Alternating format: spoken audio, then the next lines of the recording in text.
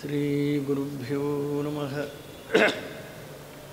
ಪರಮಗುರುಭ್ಯೋ ನಮಃ. ಶ್ರೀಮದಾನಂದತೀರ್ಥ ಭಗವತ್ಪಾದಾಚಾರ್ಯ ಗುರುಭ್ಯೋ ನಮಃ. ಹರಿ ಓಂ. ಜನ್ಮಾದ್ಯಸ್ಯ ಯತೋನ್ಮಯಾದಿತರತಃ ಚಾರ್ಥೇಷ್ವಭಿಘ್ನಸ್ವರಾಟ್ ತೇನೇ ಬ್ರಹ್ಮವೃದಾಯ ಆದಿಕವಯೇ ಮುಖ್ಯಂತೆ ಯಂ ಸೂರಯಃ ತೇಜೋ ವಾರಿಮೃದಾಂ ಯಥಾ ವಿನಿಮಯೋ ಯತ್ರ ತ್ರಿಸರ್ಗೋ ಮೃಷಾ ಧಾಮ್ನಾ ಸ್ವೇನ ಸದಾ ನಿರಸ್ತಕುಹಕಂ ಸತ್ಯಂ ಪರಂ ಧೀಮಹಿ. ಸೃಷ್ಟಿಸ್ಥಿತ್ಯಪ್ಯಯೇಹಾನೇತು ದೃಶಿತಮೋ ಬಂಧಮೋಕ್ಷಾಶ್ಚ ಯಸ್ಮಾತ್ ಅಸ್ಯ ಶ್ರೀ ಬ್ರಹ್ಮರುದ್ರ ಪ್ರಭೃತಿ ಸುರನರದ್ವೇಷಶತ್ರುಆತ್ಮಕಸ್ಯ ವಿಷ್ಣೋರ್ವ್ಯಸ್ತಾಃ ಸಮಸ್ತಾಃ ಸಕಲಗುಣನಿಧಿಃ ಸರ್ವದೋಷವ್ಯಪೇತಃ ಪೂರ್ಣಾನಂದವ್ಯಯೋ ಯೋ ಗುರುರಪಿ ಪರಮಃ ಚಿಂತಯೇತಂ ಮಹಾಂತಂ ಧರ್ಮಪ್ರೋಜ್ಜಿತಕೈತವೋತ್ರ ಪರಮೋ ನಿರ್ಮತ್ಸರಾಣಾಂ ಸತಾಂ ವೇದ್ಯಂ ವಾಸ್ತವಮತ್ರ ವಸ್ತು ಶಿವದಂ ತಾಪತ್ರಯೋನ್ಮೂಲನಂ ಶ್ರೀಮದ್ಭಗವತೆ ಮಹಾಮುನಿಕೃತೆ ಕಿಂ ವಾ ಪರೈರೀಶ್ವರಃ ಸದ್ಯೋ ಹೃದ್ಯವೃದ್ಧತೆಯೇತ್ರ ಕೃತಿಭಿಃ ಶುಶ್ರೂಷುಭಿಸ್ತಕ್ಷಣಾತ್ ನಿಗಮಕಲ್ಪತರೋರ್ಗಲಿತಂ ಫಲಂ ಶುಕಮುಖಾದಮೃತದ್ರವಸಂಯುತಂ ಪಿಬತ ಭಾಗವತಂ ರಸಮಾಲಯಂ ಮುಹುರೋ ರಸಿಕಾಃ ಭುವಿ ಭಾವುಕಾಃ ಲಸತು ಶ್ರೀಮದಾನಂದತೀರ್ಥೇಂದುರ್ನೋ ಹೃದಂಬರೆ ಯದ್ವಚಶ್ಚಂದ್ರಿಕಾ ಸ್ವಾಂತಸಂತಾಪಂ ವಿನಿಕೃಂತತಿ ವಾಣಿತೆ ಕರವಾಣ್ಯಂಬ ಚರಣೌ ಹೃದಯ ಸರ್ವದಾ ಮದ್ವಾಕ್ಯಸರಣಿರ್ಭೂಯಾತ್ ಶ್ರೀಮದಾಚಾರ್ಯಭಾವಗ ಯಂ ಪ್ರವ್ರಜಂತಮನುಪೇತಮಪೇತಕೃತ್ಯಂ ದ್ವೈಪಾಯನೋ ವಿರಹಕಾತರ ಆಜುಹಾವ ಪುತ್ರೇತಿ ತನ್ಮಯತಯಾ ತರವೋಪಿ ನೇದುಃ ತಂ ಸರ್ವಭೂತಹೃದಯಂ ಮುನಿಮಾನತೋಸ್ಮಿ. ಚಿತ್ರೈಃ ಪದೈಶ್ಚ ಗಂಭೀರೈಃ ವಾಕ್ಯೈರ್ಮಾನೈರಖಂಡಿತೈಃ ಗುರುಭಾವಂ ವ್ಯಂಜಯಂತಿ ಭಾತಿ ಶ್ರೀ ಜಯತೀರ್ಥವಾಕ್ ವ್ಯಾಸರಾಜೇಂದುಮಾಶಾಸೆ ಚಂದ್ರಿಕಾಯಸ್ಯ ಸಮ್ಮತ ದುರ್ವಾದಿಚೋರಾನ್ ವಿದ್ರಾವ್ಯರಕ್ಷಿತಂ ಭುವನತ್ರಯಂ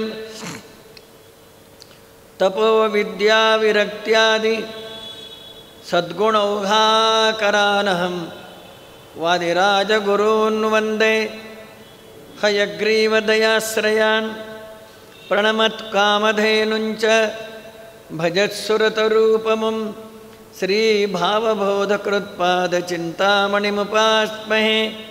ಶ್ರೀಮತೋ ರಾಘವೇಂದ್ರಸ್ಯ ನಮಾಮಿ ಪದಪಂಕಜೇ ಕಾಮಿತಾಶೇಷಕಲ್ಯಾಣ ಕಲನಾಕಲ್ಪಪಾದಪೌ ಯೈರಹಂ ಶುಕವತ್ ಸಮ್ಯಕ್ ಶಿಕ್ಷಿತೋಸ್ಮಿ ಕೃಪಾಲುಭಿಃ ಸತ್ಯಪ್ರಮೋದತೀರ್ಥಾರ್ಯಾನ್ ವಂದೇ ವಿದ್ಯಾಗುರುನ್ಮಮ.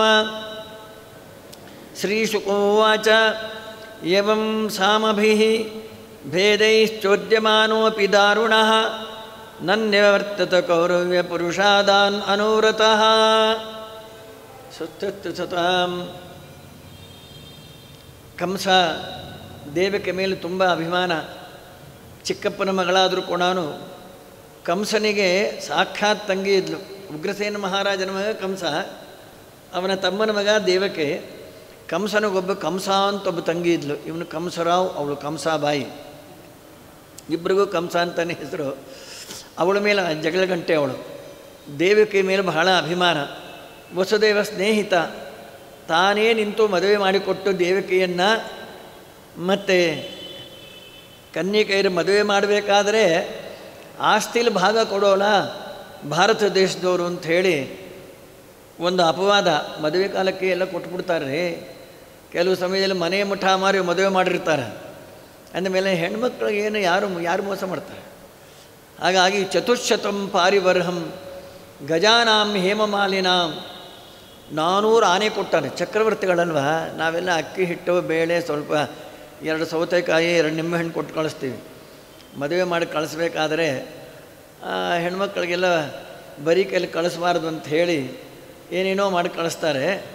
ಆದರೆ ಆ ಚಕ್ರವರ್ತಿಗಳು ಅಲ್ಲೇ 400 ಆನೆ ವಜ್ರದ ಅಂಬಾರಿ ಹಾಕಿ 6000 ಬಂಗಾರದ ರಥ ತನ್ನ ತಂಗಿಗೋಸ್ಕರ ದಾಸೀನಾಂ ಸುಕುಮಾರೀಣಾಂ ದ್ವೇಷತೆ ಸಮಲಂಕೃತೆ ಅಂದರು. 200 ಜನ ದಾಸೀರು ಕೊಟ್ಟಾರೆ. ನಾವೊಂದು ಮುಸುರಿ ತಿಕ್ಕೊಂಡು ಇಟ್ಕೊಂಬೋದು ಕಷ್ಟ ಬೆಂಗಳೂರಲ್ಲಿ. ನಮ್ಗಿಂತ ಡಿಮ್ಯಾಂಡ್ ಬಂದ ತಕ್ಷಣ ಬಿಸಿ ಕಾಫಿ ಕೊಡಬೇಕರವೋ, ಹೋಗಬೇಕಾದ ಒಂದು ಕಾಪಿ, ಆದ್ಯಂತದಲ್ಲಿ ಕಾಪಿ, ಇವನ ಹಣ ನಮಗೆ ಸತ್ತು ಹೋಗ್ತಾ ಇರ್ತೀವಿ. ಇಷ್ಟೆಲ್ಲ ಡಿಮ್ಯಾಂಡ್ ಮಾಡ್ತಾರೆ. ಹಾಗಾಗಿ 200 ಜನ ದಾಸಿಯರು ಸುಕುಮಾರಿಯರು, ಸಮಾನ ವಯಸ್ಸಿದ್ರೆ ಸಮಾನ ಅಭಿರುಚಿಗಳಿರುತ್ತಲ್ವ. ಹಾಗಾಗಿ 200 ಜನ ದಾಸಿಯರು ಕೊಟ್ಟು ತಾನೇ ಆ ರಥದಲ್ಲಿ ಕೂತು ಮದುವೆ ನಿಬ್ಬಣ ಅಂಥೇಳಿ ಉತ್ಸವ ಹೊರಡುತ್ತಲ್ಲ. ಹಾಗೆ ಇದ್ದಕ್ಕಿದ್ದಾಗ ಈ ಆಕಾಶವಾಣಿ ಸುಮ್ಮನೆ ಕೂತ್ಕೋಬಾರ್ದು. ಅಸ್ಯಾಸ್ತ್ವಾಂ ಅಷ್ಟಮೋ ಗರ್ಭ ಹಂತಾಯಾಮ್ ನಯಸೆ ಅಭುದ. ಏ ಮೂರ್ಖ, ಯಾರನ್ನ ಇಷ್ಟ ಅಭಿಮಾನದಿಂದ ಮದುವೆ ಮಾಡಿ ಕರ್ಕೊಂಡು ಹೋಗ್ತಾ ಇದ್ಯೋ ಅವಳ ಗರ್ಭಣಿ 8ನೇ ಗರ್ಭಣಿ ನೀನು ಕೊಂದು ಹಾಕ್ಬಿಡ್ತು.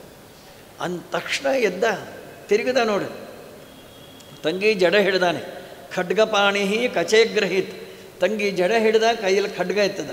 ತಲೆ ಕತ್ತರಿಸ್ಬಿಡ್ಬೇಕು ಅಂತ 1000 ಜನ ನೋಡ್ತಾ ಇದ್ದಾರೆ. ಅಯ್ಯೋ ಅಯ್ಯೋ ಅಂದ್ಬಿಟ್ರು ಪ್ರತಿಭಟನೆ ಮಾಡೋ ಸಾಮರ್ಥ್ಯ ಯಾರಿಗೂ ಇಲ್ಲ. ಆದರೆ ವಸುದೇವನೇ ಮತ್ತು ಸ್ನೇಹಿತನಾದ ಕಾರಣ ಅಲ್ಲೋ ಶ್ಲಾಘನೀಯ ಗುಣಶೂರೈ ಭವಾನ್ ಭೋಜ ಯಶಸ್ಕರ ಭೋಜವಂಶ. ಯಾದವರಲ್ಲಿ ಯದು ಮಹಾರಾಜ ಮೂಲಭೂತನಾದರೂ ಮಧ್ಯ ಅನೇಕ ವಿಭಾಗಗಳು. ಮತ್ತು ವೃಷ್ಣಿಗಳು ಯಾದವರು, ಅದಕ್ಕೆ ಕೃಷ್ಣಪರ ಮಾತನ್ನು ವಾರ್ಷ್ಣೇಯ ಅಂತ ಕರೀತಾರೆ. ವೃಷ್ಣಿ ವಂಶದಲ್ಲಿ ಹುಡ್ದವನು. ಮತ್ತು ಭೋಜ ವಂಶದವರು ಅಂಥೇಳಿ ಅನೇಕ ವಿಭಾಗಗಳವರಲ್ಲೆಲ್ಲ. ಹಾಗಾಗಿ ಭೋಜವಂಶೋದ್ಭವ, ಭೋಜರಾಜ ಅಂತ ಹೇಳಿ ಈ ಕಾಳಿದಾಸ ಭೋಜ ಅಲ್ಲ, ಯದುವಂಶದಲ್ಲಿ ಭೋಜರಾಜ ಅಂತ. ಅವನು ಯುದ್ಧಕ್ಕೆ ಹೊರಟ ಅಂದರೆ ರಣಹದ್ದುಗಳೇ ಹಿಂದೆ ಬರ್ತಾ ಇತ್ತಂತೆ. ನವಮ ಸ್ಕಂದದಲ್ಲಿ ಹೇಳ್ತಾರೆ, ಎಷ್ಟೋ ಹೆಣಗಳು ಬಿಸಿ ಬಿಸಿ ರಕ್ತ ಸಿಗತ್ತೆ ಶತ್ರುಗಳದು ಅಂತ ಹೇಳಿ ಆ ರಣಹದ್ದುಗಳು ಹಿಂದೆ ಹೊರಡು ಅಂತಹ ಅದ್ಭುತ ಪರಾಕ್ರಮಶಾಲಿ. ಭಗಿನೀಂ ಹಂತುಮಾರಬ್ಧ ಕಥಂ ಉದ್ವಾಹ ಪರ್ವಣಿ. ನೀನೇ ಮದುವೆ ಮಾಡಿಸಿ ತಂಗಿಯನ್ನು ಕೊಲ್ತಾರೇನೋ, ಅದೆಲ್ಲ ಪುರಾಣ ಹೇಳಬೇಡ, ಅವಳ ಮಗು ನನಗೆ ಕೊಂದು ಹಾಕಿಬಿಡುತ್ತಲ್ಲ. ಅದಕ್ಕೆ ವಸುದೇವ ಅಂದ, ಮೃತ್ಯು ಜನ್ಮವತಾಂ ವೀರ ದೇಹೇನ ಸಹಜಾಯತೆ ಅದ್ಯವ ಅಭ್ಯಸತಾಂತೇವ ಮೃತ್ಯುರ್ವೈ ಪ್ರಾಣಿನಾಂ ಧ್ರುವ. ಮರಣ ಅನಿವಾರ್ಯನೋ, ಹುಟ್ಟಿದ ಮೇಲೆ ಸಾಯಲಿಕ್ಕೇ ಬೇಕು. ಹುಟ್ಟಬೇಕಾದ್ರೆ ಹಣೆ ಮೇಲೆ ಬರೆದು ಬಿಟ್ಟಿರ್ತಾರೆ ಬ್ರಹ್ಮದೇವರು, ಇಂತಹ ಜನ ಸಾಯಬೇಕು, ಮೋಟ್ರ್ ಕಳಿ ಬಿದ್ದು ಸಾಯಬೇಕು, ಆಕ್ಸಿಡೆಂಟ್ ಸಾಯಬೇಕು, ದೇವ್ರ ಧ್ಯಾನ ಮಾಡ್ತಾ ಸಾಯಬೇಕು, ಹೀಗೆಲ್ಲ ಬರದೇ ಬಿಟ್ಟಿರ್ತದೆ, ಅನಿವಾರ್ಯ ಆದ. ಹುಟ್ಟು ಸಾವುಗಳ ಮಧ್ಯದಲ್ಲಿ 4 ಜನಕ್ಕೆ ಬೇಕಾದವನಾಗಿರ್ಬೇಕು. ಓ ಎಂತಹ ವ್ಯಕ್ತಿಯಪ್ಪ, ಸತ್ತೋದ್ನಲ್ಲ ಪಾಪ ಅಂತ ಅನಿಸ್ಕೊಡ್ತಾ, ಸತ್ತೋದ್ನ ಪೀಡಾ ಹೋಯ್ತಾ ಹಾಳಾಗುವಾಗ ಅನಿಸ್ಕೋಬಾರ್ದು. ಆದ ಕಾರಣ ದುಷ್ಟಸ್ಮೃತಾಭ್ಯಾಂ ಮನಸಾನುಚಿಂತೆಯಂ ಪ್ರಪದ್ಯತೆ ಇದಕ್ಕೆ ಅಪಸ್ಮೃತಿ. 4 ಜನಕ್ಕೆ ಉಪಕಾರ ಮಾಡಿ ಸಾಯ್ಬೇಕು. ಅಯ್ಯೋ ಪಾಪ ಹೋಗ್ಬಿಟ್ನೇ ಅಂದರೂ ಕೂಡ ಅವನಿಗೆ ಎಷ್ಟೋ ಪುಣ್ಯ ಬಂದು ಹೋಗುತ್ತೆ. ಸತ್ನಲ್ಲ ಪಾಪಿ, ಪೀಡಾ ಹೋಯ್ತಪ್ಪ ಹಾಗೆ ಅನಿಸ್ಕೋಬಾರ್ದು.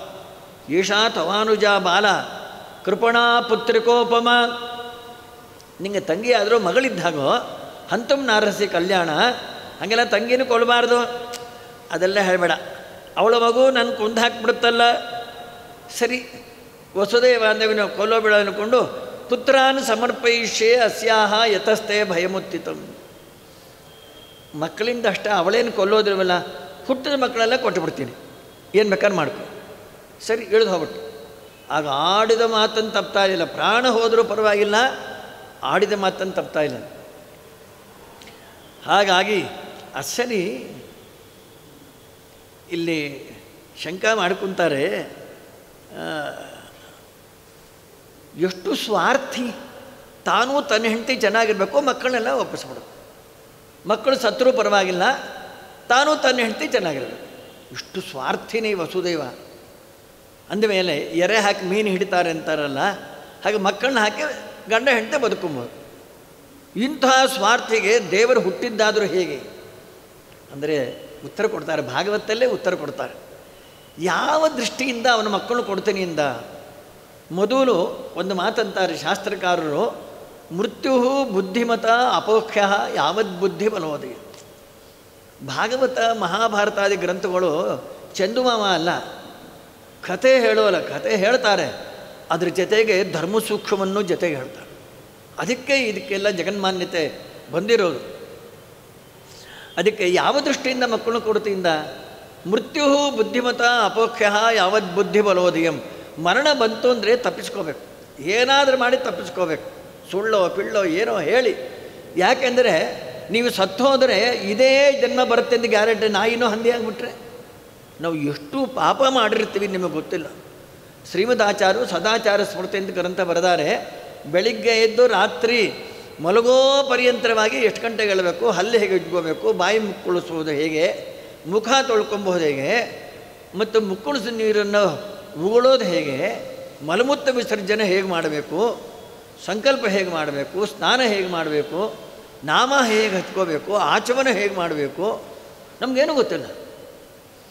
ಹಾಗೆ ಮಾಡಿಲ್ಲ ಅಂದರೆ ಎಷ್ಟೋ ಅಪರಾಧಗಳು.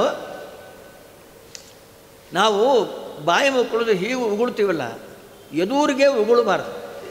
ಎದುರಿಗೆ ದೇವತೆಗಳಿರ್ತಾರೆ, ಅವ್ರ ಮೇಲೆ ಉಗುಳ್ದಂಗಾಗುತ್ತೆ. ಮತ್ತು ಬಲಗಡೆ ಉಗುಳಿದ್ರೆ ಋಷಿಗಳಿರ್ತಾರೆ. ನಿಮಗೆಲ್ಲ ಗೊತ್ತಿರೋದಲ್ಲ, ಈ ದೇಹ ಇಷ್ಟೆಲ್ಲ ಕೆಲಸ ಮಾಡಬೇಕು ಅಂದರೆ ತತ್ವಾಯುವಾನ ದೇವತೆಗಳು, ಮಹರ್ಷಿಗಳು, ಪರಮಾತ್ಮ ವಾಸುದೇವ ರೂಪದಿಂದ ಮೇಲೆ 1 ಇಂಚು ಮೇಲೆ ದೇವರು ಇರ್ತಾನೆ. ಪಾದ ಹಿಡ್ಕೊಂಡು ಶಿರಸ್ಸಿನ ಪರ್ಯಂತರವಾಗಿ ಭಗವಂತ ಇದ್ದಾನೆ. ಅಂದಮೇಲೆ ಎಷ್ಟು ಭಗವದ್ ರೂಪಗಳು ನಮ್ಮ ಶರೀರದಲ್ಲಿದೆ. ಇಷ್ಟೆಲ್ಲ ಕೆಲಸ ನಡಿಬೇಕು ಅಂದರೆ ನಮ್ಮ ಶರೀರದಲ್ಲಿ ಎಷ್ಟು ಯಂತ್ರಗಳಿದೆ. ನಾವು ಊಟ ಮಾಡಿ ಏನು ಜೀರ್ಣ ಮಾಡ್ಕೊತೀವಿ, 12ಕ್ಕೆ ಊಟ ಮಾಡ್ತೀವಿ, ತಿರ್ಗಾ ಮಧ್ಯಾಹ್ನ ಫಳಾರಕ್ಕೆ ತಯಾರಾಗ್ತೀವಿ. ಅಂದರೆ ಒಂದು 2-3 ಗಂಟೆಯಲ್ಲಿ ನಾವು ತಿಂದಿದ್ದ ಅನ್ನ ಎಲ್ಲ ರಕ್ತಾತ್ಮನ, ಮಾಂಸಾತ್ಮನ, ಇಂದ್ರಿಯಾತ್ಮನ ಪರಿಣಾಮ ಆಗಿಬಿಡುತ್ತೆ. ಛಾಂದೋಗ್ಯ ಉಪನಿಷತ್ತಲ್ಲಿ ಇದೇ ಹೇಳ್ತಾರೆ, ಅನ್ನಮಸಿತಂ ತ್ರೇಧಾ ಭವತಿ. ತಿಂದ ಅನ್ನ 3 ರೂಪವಾಗಿ ಪರಿಣಾಮ ಆಗುತ್ತೆ. ಯಸ್ಸೂಕ್ಷ್ಮಂ ತನ್ಮನಃ. ಆಹಾರದಲ್ಲಿ ಸೂಕ್ಷ್ಮ ಭಾಗ ಇದೆಲ್ಲ, ಮನಸ್ಸು, ಕಣ್ಣು, ಕೈ ಕಾಲು, ಇಂದ್ರಿಯಾತ್ಮನ ಪರಿಣಾಮ ಆಗುತ್ತೆ ತಿಂದ ಅನ್ನ. ಮಧ್ಯಮಂ ರಕ್ತ ಮಾಂಸಾದಿ. ನಾವು ತಿಂದ ಅನ್ನ ಅಂತಂದರೆ ಬರೀ ಅನ್ನನೇ, ಚಪಾತಿನೇ ಹೊಡಿರಿ, ಭಕ್ರಿನೇ ಹೊಡಿರಿ, ಏನು ಬೇಕಾದ್ರೂ ಅದೆಲ್ಲ ಅನ್ನಗಳೇ. ಅತೀತಿ ಅನ್ನ, ತಿಂದಿದ್ದು ಹೊಟ್ಟೆ ತುಂಬಿಸ್ಗೆಲ್ಲ ಅನ್ನನೇ. ಮಧ್ಯಮ ಭಾಗ ಮತ್ತು ರಕ್ತ ಮಾಂಸಾತ್ಮನ ಪರಿಣಾಮ ಆಗುತ್ತೆ. ಯಸ್ಥವಿಷ್ಟಂ. ಸ್ಥೂಲ ಭಾಗ ಇದೆಲ್ಲ ಮೂತ್ರ ಪುರೀಷಾದಿ, ಮಲಮೂತ್ರ ದ್ವಾರ ಹೊರಗೆ ಬಂದ್ಬಿಡ್ತಾ ಇದೆ ಅಂತ ಉದ್ದಾಲಕರು ತನ್ನ ಮಗ ಶ್ವೇತಕೇತು ಹೇಳಿದ್ರು. ಶ್ವೇತಕೇತು ಅಂದ ದೇಹಾತ್ಮನ ಪರಿಣಾಮ ಆಗುತ್ತೆ, ಒಪ್ಕೊತೀವಿ. ಇಂದ್ರಿಯಾತ್ಮನ, ನಾವು ಸ್ಥೂಲವಾದ ಆಹಾರ ತಗೊತೀವಿ, ಇಂದ್ರಿಯಗಳು ಬಲು ಸೂಕ್ಷ್ಮ. ಆಮೇಲೆ ಅದು ಇಂದ್ರಿಯಾತ್ಮನ ಹೇಗೆ ಪರಿಣಾಮ ಆಗುತ್ತೆ ನಮಗೆ ತಿಳಿಸ್ಕೊಡಿ. ಅದಕ್ಕೆ ಉದ್ದಾಲಕರಂದರು ಥಿಯರಿಯಾಗಿ ತಿಳಿಸ್ಬೇಕು, ಪ್ರಾಕ್ಟಿಕಲ್ಲಾಗಿ ಸಿಗಿಸ್ಬೇಕು. ಪ್ರಾಕ್ಟಿಕಲ್ಲಾಗಿ ತಿಳಿಸ್ಕೊಡ್ರಿ. ಹಾಗಾದರೆ ನಿಂಗೇನು ಬರುತ್ತೆ? 4 ವೇದ ಬರುತ್ತೆ. ಹೇಳೋದು ಎಲ್ಲಿ ಕೇಳಿದ್ರೆ ಪಟ ವೇದ ಎಲ್ಲ ಹೇಳ್ಬಿಟ್ಟ. ನಾಳೆಯಿಂದ ಊಟ ಮಾಡಬೇಡ, ಬರೀ ನೀರು ಕುಡ್ಕೊಂಡಿರು, 15 ದಿವಸ ನೀರು ಕುಡ್ಕೊಂಬ, ಆಮೇಲೆ ನಿಂಗೆ ತಿಳಿಸ್ತೀನಿ. 15 ದಿವಸ ಬರೀ ನೀರು ಕುಡ್ಕೊಂಡಿದ್ರೆ ಹೆಂಗಿರುತ್ತೆ ರೀ? ಒಂದು ಏಕಾಸಿ ಉಪವಾಸ ಮಾಡಿದ್ರೇನೆ ಬೆಳಗ ಕಾಲಕ್ಕೆ ಕೆಳಗೆ ಬಿದ್ದು ಹೋಗ್ತಾರೆ. ಅಡುಗೆ ಆಯ್ತೇನೆ, ನೈವೇದ್ಯಕ್ಕೆ ತಗೊಂಬ, ಧ್ವನಿನೇ ಹೊಟ್ಟೋಗಿರುತ್ತಲ್ಲಿ. ಅಂತಹದ್ದು 15 ದಿವಸ ನೀರು ಕುಡಿದು ಬಂದೆ, ಹೀಗೆ ಬಂದ. ಹೇಳು ವೇದ ಹೇಳು ಅಂದರು, ಎಲ್ಲ ಮರ್ತೋಗಿದೆ. ಕತ್ತಲಿಟ್ಟವಮ್ಮ ಕಣ್ಣು, ಬಾಯಿ ಬತ್ತಿ ಬರುತ್ತಲಿದೆ, ಕೈ ಕಾಲು ಜುಮ್ಮು, ಹೊತ್ತು ಹೋಗಿಸಬೇಡವಮ್ಮ, ಒಂದು ತುತ್ತಾದರ ಇತ್ತು ಸಲಹು ನಮ್ಮಮ್ಮ, ಊಟಕ್ಕೆ ಬಂದೇವೆ ನಾವು. ಈ ಹಾಡು ಕೇಳಿ ಪುರಂದರದಾಸರು ಯಾಕಿಷ್ಟು ಬಾಲಿಶ ಹಾಲು ಮಾಡಿದ್ದಾರೆ? ಇದೇ ಒಂದು ಹಾಡ, ಒಂದು ನೀತಿನ ಏನಿದೆ ಇದರಲ್ಲಿ? ಹಸಿವೆ ಆಗಿದೆ, ಊಟಕ್ಕೆ ಹಾಕು. ಕಣ್ಣು ಕತ್ಲಾಗಿದೆ, ಕೈಕಾಲೆಲ್ಲ ಝುಮ್ ಅಂತ ಇದೆ, ಊಟಕ್ಕೆ ಹಾಕು. ಅದೊಂದು ಹಾಡ ಅಂತ ಅನ್ನಿಸ್ತಾ ಇತ್ತು ಮದ್ದರಂಡೆವು. ನಮಗೂ ಏನು ಗೊತ್ತಾಗಿದೆ ದೊಡ್ಡವ್ರ ಮಾತನ ಅಭಿಪ್ರಾಯ. ಛಾಂದೋಗ್ಯ ಉಪನಿಷತ್ತನ್ನು ಓದಿ 7ನೇ ಅಧ್ಯಾಯದಲ್ಲಿ ಬರ್ತಾ ಇದೆ ಈ ತಂದೆ ಮಕ್ಕಳ ಸಂವಾದ. ಅನ್ನಮಸಿತಂ ತ್ರೇಧಾ ಭವತಿ. ತಿಂದ ಅನ್ನ 3 ರೂಪ ಆಗುತ್ತೆ, ಒಂದು ಇಂದ್ರಿಯಾತ್ಮನ ಪರಿಣಾಮ ಆಗುತ್ತೆ. ಇವಾಗ ನೋಡಿ, ಹೇಳು 4 ವೇದ ಹೇಳು, ಯಾವುದು ಜ್ಞಾಪಕ ಬಂದ ಇಲ್ಲ, ನಡಿಲಿಕ್ಕೆ ಬರ್ತಾ ಇಲ್ಲ, ಏನೋ ನೀವು ಕರೆದ್ರೆ ಉರುಳಿಕೊಂಡು ಬಂದೀನಿ ನಾನು, ಕಣ್ಣು ಕಾಣಿಸ್ತಾ ಇಲ್ಲ, ಕಣ್ಣು ಕತ್ತರಿಟ್ಟುಬಿಟ್ಟಿದೆ, ಕಣ್ಣಿನ ಶಕ್ತಿ ಹೋಗಿದೆ, ಕಾಲಿನ ಶಕ್ತಿ ಹೋಗಿದೆ, ಮನಸ್ಸಂತೂ ಸ್ಮರಣ ಶಕ್ತಿನೇ ಹೊಟ್ಟೋಗಿದೆ. ಮನಸ್ಸಿರೋದೇ ಅದ್ಭುತ, ಅದು ಸ್ಮರಣ ಶಕ್ತಿ. ಇಲ್ಲಿಂದ ಹೊರಟಿರುತ್ತೆ, ಕಾರೋ ಗೀರೋ 2 ವೀಲರ್ ಹೋಗ್ತೀರಿ, ನೀವು ಎಲ್ಲೂ ಹೋಗ್ತೀರಿ ಅಂತ ಮರೆತು ಹೋದ್ರೆ ಎಲ್ಲಿ ಹೋಗ್ತೀರಿ? ನಾವು ಎಲ್ಲೂ ಹೋಗಬೇಕು, ನಾವ್ಯಾರು, ನಮ್ಮ ಮನೆ ಎಲ್ಲಿದೆ, ರೂಟ್ ಯಾವುದು ಗೊತ್ತಿಲ್ಲದೆ ನಿಂತ್ಕೊಂಡ್ಬಿಡ್ಬೇಕಷ್ಟೆ. ಅದೆಲ್ಲ ಮನಸ್ಸಿನ ಮಾಡೋ ಕೆಲಸ. ಅನೇಕ ಜನ್ಮದ ಸಂಸ್ಕಾರಗಳೆಲ್ಲ ದೊಡ್ಡವರಿಗೆ ಇರ್ತಾ ಇದೆ, ನಮಗೆಲ್ಲ ಈ ಜನ್ಮದ ಸ್ವಲ್ಪ ಇರ್ತಾವೆ, ಮರ್ತು ಹೋಗ್ತಾವೆ. ಅಂದಮೇಲೆ ನಾವು ತಿಂದ ಅನ್ನ ಇಂದ್ರಿಯಾತ್ಮನ ಪರಿಣಾಮ ಆಗುತ್ತೆ ಅಂತ ಅರ್ಥ ಆಯ್ತಲ್ಲ. ಈಗ ಶಕ್ತಿ ಹೊಟ್ಟೋಯ್ತು, ಈಗ ಊಟ ಮಾಡೋದು, ಚೆನ್ನಾಗಿ ಊಟ ಹೊಡೆದ, ಈ ವೇದ ಹೊಡೆದ, ಎಲ್ಲ ವೇದ ಹೇಳ್ದ, ಎಲ್ಲ ಜ್ಞಾಪಕಕ್ಕೆ ಬಂತು, ಸ್ಮರಣ ಶಕ್ತಿ ಬಂತು, ಕೈಕಾಲಿಗೆ ಬಲ ಬಂತು, ಮಾತಾಡಲಿಕ್ಕೆ ಶಕ್ತಿ ಬಂತು. ಉಪವಾಸ ಇದ್ದರೆ ಮಾತಾಡಲಿಕ್ಕೆ, ನಾನು ಮಾತಾಡಿಸ್ಬೇಡ, ಸತ್ತು ಹೋಗ್ತಾ ಇದ್ದೇನೆ ಊಟ ಇಲ್ಲದೆ, ಮಾತಾಡ್ಲಿಕ್ಕೆ ಬರೋಲ್ಲ, ಶಕ್ತಿ ಇರೋದಿಲ್ಲ. ಆಮೇಲೆ ತಿಂದ ಅನ್ನವೆಲ್ಲ ಇಂದ್ರಿಯಾತ್ಮನ ಪರಿಣಾಮ ಆಗತ್ತಂತ ಅರ್ಥ ಆಯ್ತಾ? ಅಂದಮೇಲೆ ಆ ಅನ್ನ ಅಪವಿತ್ರವಾಗಿದ್ದರೆ ಅಪವಿತ್ರ ಬುದ್ಧಿನೇ ಬರುತ್ತೆ. 5 ಸ್ಟಾರ್ ಹೋಟ್ಲಾಗಲಿ, ಯಾವುದೇ ಸುಡುಗಾಡು ಹೋಟ್ಲಾಗಲಿ, ದರ್ಶನ ಆಗಲಿ, ನಿಂತ್ಕೊಂಡು ತಿನ್ಕೊಂಡು ಬರ್ತಾರೆ ಹುಚ್ಚರಂಡೆಗಣ್ಣ. ಶಾಸ್ತ್ರ ಹೇಳುತ್ತೆ, ನಿಂತ್ಕೊಂಡು ತಿಂದರೆ ಅಜೀರ್ಣ ಆಗತ್ತೆ, ಅನಾರೋಗ್ಯ ಆಗತ್ತೆ, ಕೂತ್ಕೊಂಡೇ ತಿನ್ನಬೇಕು ಅಂತೇಳಿ. ಅಮೇರಿಕನ್ ಒಬ್ಬನು, ಭಾರತೀಯರಿಗೆ ನಮ್ಮಷ್ಟು ರೋಗ ಯಾಕಿಲ್ಲ ಅಂದರೆ ಅವರು ಒಂದು ಕಡೆ ಕೂತ್ಕೊಂಡು ತಿಂತಾರೆ, ನಾವು ನಿಂತ್ಕೊಂಡು ತಿಂತೀವಿ, ಆದ ಕಾರಣ ನಮಗೆ ಜೀರ್ಣ ಆಗೋದಿಲ್ಲ, ರೋಗಗಳು ಬಹಳ. ಒಂದು ಕಡೆ ಕೂತ್ಕೊಂಡು ತಿನ್ನಿರಿ, ಅದು ಕೂಡ ಟೇಬಲ್ ಮೀಲ್ಸ್ ಬೇಡ, ಹಾಳಾಗುವಾಗ ನೆಲದ ಮೇಲೆ ಕೂಡ್ರಿ. ಮಂಡಲ ಮಾಡಿ ನೆಲದ ಮೇಲೆ ಬ್ರಹ್ಮ ವಿಷ್ಣು ಮಹೇಶ್ವರ ಇರ್ತಾ ಇದ್ದಾರೆ. ಆ ಮಂಡಲದಲ್ಲಿ ಎಲೆ ಹಾಕಿ ಬಡಿಸಿ ತುಪ್ಪ ಹಾಕಿ ಗಾಯತ್ರಿ ಮಂತ್ರದಿಂದ ಅಭಿಮಂತ್ರಣ ಮಾಡಿ ಸತ್ತಂತವರ್ತೇನೆ ಪ್ರಶಂಚಾಮಿ ಅಂತ ಹೇಳಿ, ಮತ್ತು ಚಿತ್ರಾವತಿ ಇಟ್ಟು, ಚಿತ್ರಗುಪ್ತ ಹನುಮ, ಯಮ ಹನುಮ, ಧರ್ಮನ ಇಟ್ಟರೆ ಅವರಿಗೆಲ್ಲ ಪೂಜೆ ಮಾಡ್ದಂಗೆ ಅನ್ನ. ಸತ್ತ ಮೇಲೆ ಗೌರವ ಮಾಡ್ತಾರೆ ನಮಗೆ. ಇಲ್ಲಾಂದರೆ ನಾಯಿ ತಿಂದಾಗ ತಿಂತಲ್ಲ, ಒಂದೇ ಹೊಡಿತಾರೆ ನಡಿ. ನಾಯಿಗಳು ಎಳ್ಕೊಂಡು ಹೋಗ್ತಾರೆ ಟೇಬಲ್ ಮೀಲ್ಸ್ ಮಾಡಿದವ್ರನ್ನ. ಮಂಡಲ ಮಾಡಿ ಎಲೆ ಹಾಕ್ಕೊಂಡು ನೈವೇದ್ಯದನ್ನು ಹಾಕಿ ಅದನ್ನು ಗಾಯತ್ರಿ ಮಂತ್ರದಿಂದ ಪ್ರೋಕ್ಷಣವನ್ನು ಮಾಡಿ ಭೋಜನ ಮಾಡಿದರೆ ಕಡೇ ಕಾಲಕ್ಕೆ ಆಪೋಷಣ ತೊಗೊತೀವಿ ನೋಡು, ಕಡೇ ಕಾಲಕ್ಕೆ ಆಪೋಷಣ. ಬನ್ನಿ,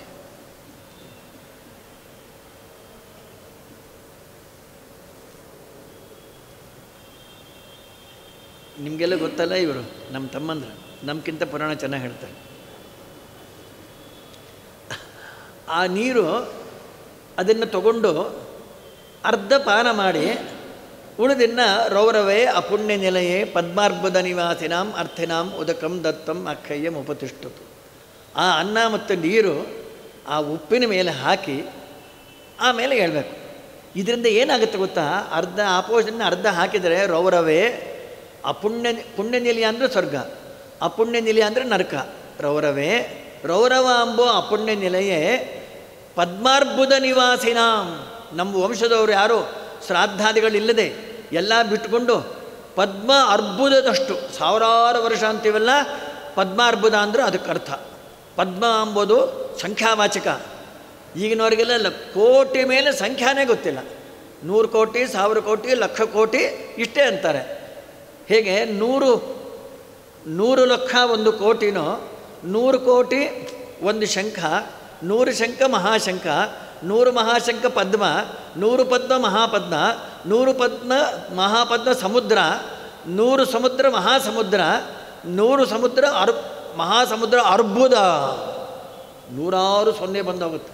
ಅಷ್ಟು ವರ್ಷ ನರಕದಲ್ಲಿ ಯಾರು ಬಿದ್ದಿರ್ತಾರೆ ಅವರಿಗೆ ಈ ನೀರಿಟ್ಟರೆ ಅಮೃತಪ್ರಾಯ ಆಗತ್ತಂತೆ. ನಮ್ಮ ವಂಶದವ್ರಿಗೆ ಅವ್ರು ಆಸೀದ, ನಮ್ಮಪ್ಪ ನನಗೆ ಆನಂದ ಆಯ್ತಪ್ಪ, ಹಸುವಿಂದ ಒದ್ದಾಡ್ತಾ ಇದ್ದೇನೋ, ಇಷ್ಟು ನೀರು ಹಾಕಿದ್ದಕ್ಕೆ ಕೋಟಿ ಕೋಟಿ ಜನ ಪಿತೃದೇವತೆಗಳು ಉದ್ಧಾರ ಆಗ್ತಾರೆ ಅಂದರೆ ಯಾಕ್ರೆ ಮಾಡಬಾರ್ದು? ಟೇಬಲ್ ಮಿಲ್ಸ್ ಮಾಡ್ತೀರಾ? ಎಂಜಿಲಿಲ್ಲ, ಗಿಂಜಿಲಿಲ್ಲ, ಮುಸರೆ ಇಲ್ಲ, ಎಲ್ಲರೂ ಅವನು ತೊಗೊಬೋದು, ಅವನು ಎಡೆಯನ್ನು ತೊಗೊಬೋದು, ಅವನ ಅರ್ಧ ಕಚ್ಚೆ ಅಲ್ಲಿ ಹಾಕೋದು, ಅದನ್ನೇ ತಿನ್ನೋದು ಬೇಡವಾ? ಎಂಜಲು ಗಿಂಜಲು ಬೇಡವಾ?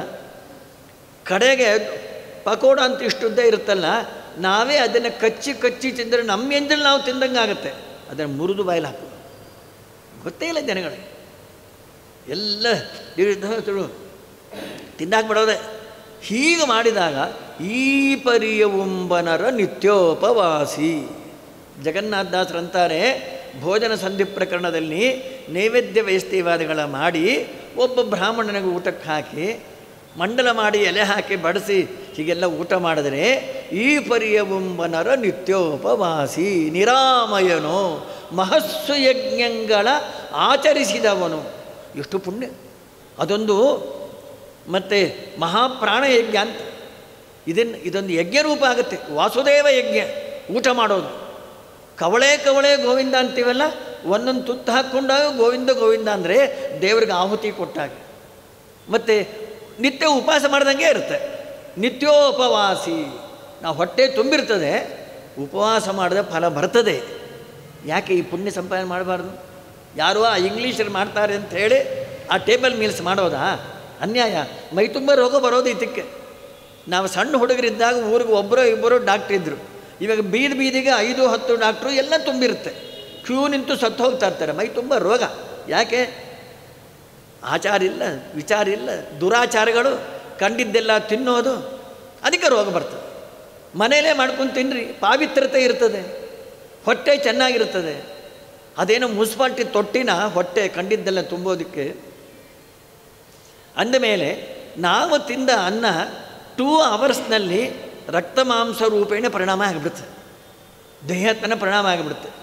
ಒಬ್ಬ ಅಮೇರಿಕನ್ ಬರೆದ, ನಾವು ತಿಂದ ಅನ್ನ ಏನಿದೆಯಲ್ಲ ರಕ್ತಾತ್ಮನ, ಮಾಂಸಾತ್ಮನ, ಇಂದ್ರಿಯಾತ್ಮನ ಪರಿಣಾಮದಲ್ಲಿ ಬೇರೆ ಬೇರೆ ಮಾಡಿ ಅದು ಆಗಬೇಕು ಅಂದರೆ ನಮ್ಗೆ 6 ತಿಂಗಳು ಬೇಕಾಗುತ್ತೆ. 6 ತಿಂಗಳು ಬೇಕಾಗುತ್ತೆ. ಇದು 2 ಅವರ್ಸ್ನಲ್ಲಿ ದೇವರೆಲ್ಲ ವ್ಯವಸ್ಥೆ ಮಾಡಿಟ್ಟಿರ್ತಾರೆ. ಎಂಥ ಅದ್ಭುತ! ಅಂದಮೇಲೆ ದೇವರ ಮಹಿಮಾ ಏನು ಎಂದರು, ಈ ಹ್ಯೂಮನ್ ಬಾಡಿಗಿಂತ ಅದ್ಭುತ ಮಹಿಮಾನೇ ಜಗತ್ತಿನಲ್ಲಿ ಯಾವುದೂ ಇಲ್ಲ ಅಂಥೇಳಿ ಏಕಾದಶಕಂದ ಭಾಗವತಲ್ಲಿ ಅಂತಾರೆ. ಹ್ಯೂಮನ್ ಬಾಡಿ, ಈ ಶರೀರ, ರೋಬಾಟ್ಸನ್ನು ತಯಾರು ಮಾಡ್ತಾರಲ್ರಿ, ವರ್ಷಕ್ಕೆ 1000-2000 ತಯಾರು ಮಾಡ್ತಾರೆ, ಎಲ್ಲರಿಗೂ ಮಾಡ್ತಾರೆ, ಇಲ್ಲ ಒಂದೇ ಥರ ಇರುತ್ತೆ. ನಮ್ಮದು ಅಂತ ಗುರುತು ಹಿಡಿಬೇಕು ಅಂದರೆ ಏನು ಮಾಡಬೇಕು? ನಂಬರ್ ಪ್ಲೇಟ್ ಹಾಕೋ. ಒಂದೇ ಥರ ಇರುತ್ತಲ್ಲ ತಯಾರು ಮಾಡಿದ್ದೆಲ್ಲ, ನಂಬರ್ ಪ್ಲೇಟ್ ಹಾಕ್ಕೋಬೇಕು.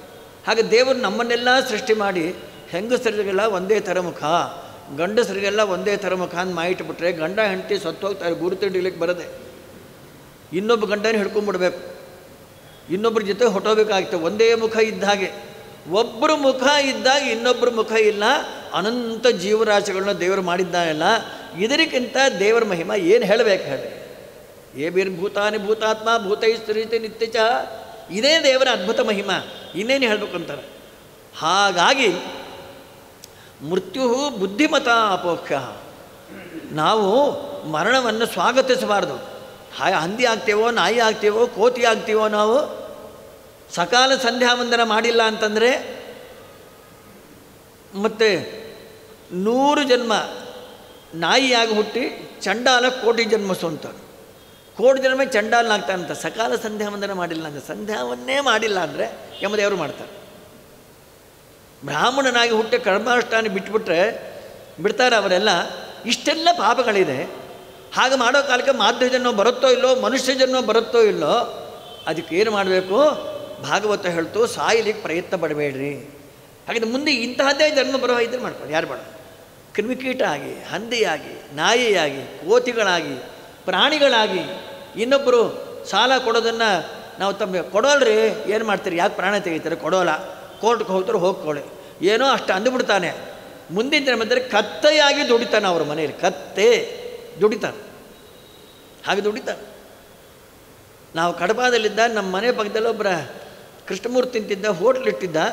ಅವನ ಮನೇಲಿ ಒಂದು ಹಯವದನ ಅಂತ ಒಬ್ಬನು ನೀರು ತರೋದು, ಅದು ಮಾಡೋದು, ಅವನು ಹೈ ಅಂತ ಕರೀತಾ ಇದ್ದಾನೆ. ಯಾಕೆಂದರೆ ತುಂಬ ದರಿದ್ರ ಇದ್ದರೆ ಆ ಹೆಸರೆಲ್ಲ ಕಟ್ ಆಗಿಬಿಡ್ತಾಯಿತ್ತು. ಕಡೆಗೆ ಹೈಗೆ ಬಂದೋಯ್ತು, ಹಯವದನ ಹೋಗಿ.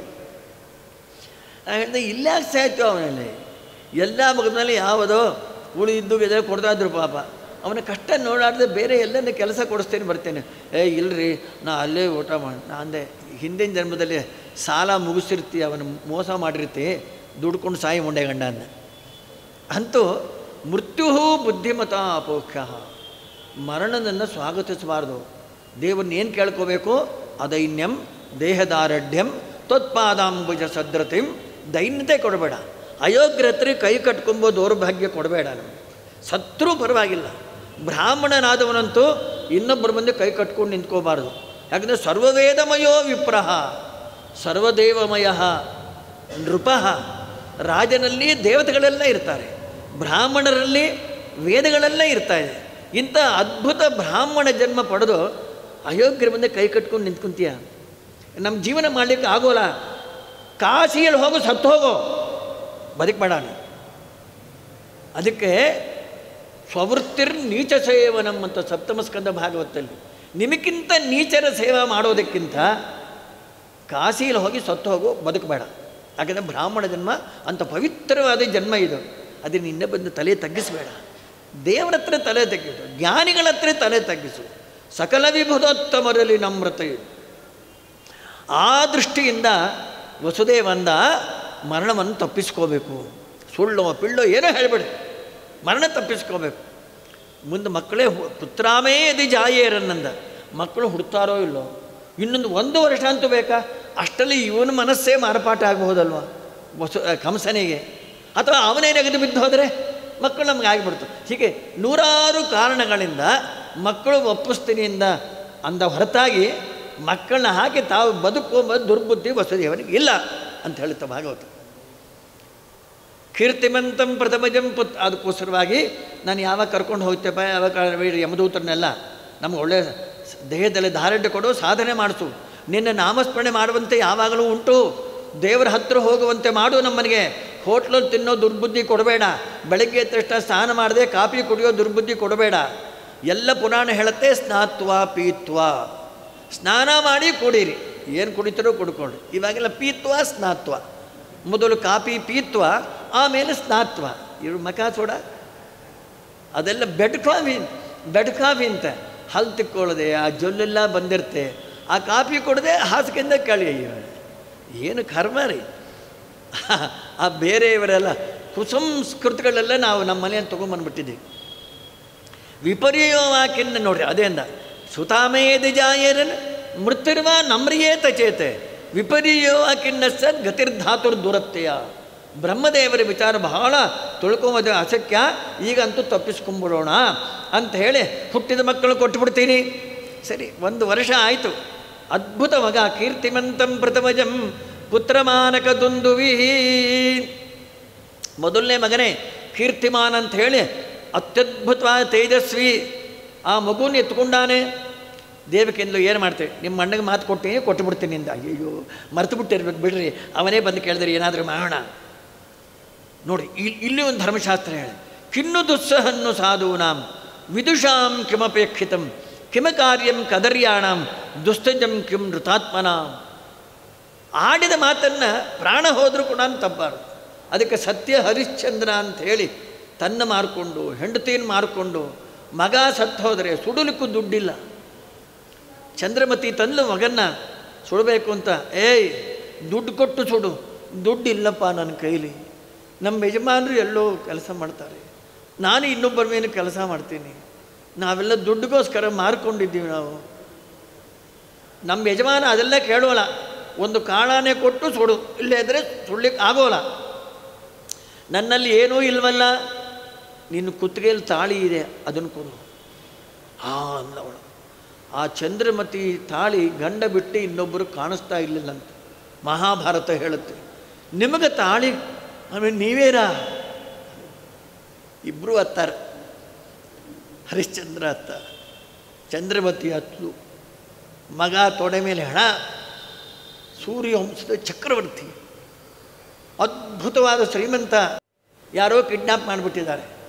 ನೋಡ್ಕೊಂಡು ಬಂದರೆ, ಇವಳೇನೇ ಮಗುನ ಎತ್ಕೊಂಡ್ಬಂದಾಳೆ. ರಾಜನ ಮಗನ ಕೊಂದು ಹಾಕ್ಬಿಟ್ಲು. ಅವನ ಮಗ ರಾಜನ ಮಗ ಆಗಿಬಿಟ್ಟಿದ್ದ. ಸ್ಪಾಟ್ ತಲೆ ಕತ್ತರಿಸು. ನೀನೇ ಕತ್ತರಿಸಬೇಕು ಅಂಥೇಳಿ ಹರಿಶ್ಚಂದ್ರನ ಕೈಲಿ ಖಡ್ಗ ಕೊಟ್ಟಾರೆ. ಖಡ್ಗ ಎತ್ತಿದ ಮಗನ ಹೆಂಡತಿನ ತಲೆ ಕತ್ತರಿಸಬೇಕು. ಏನಂದ?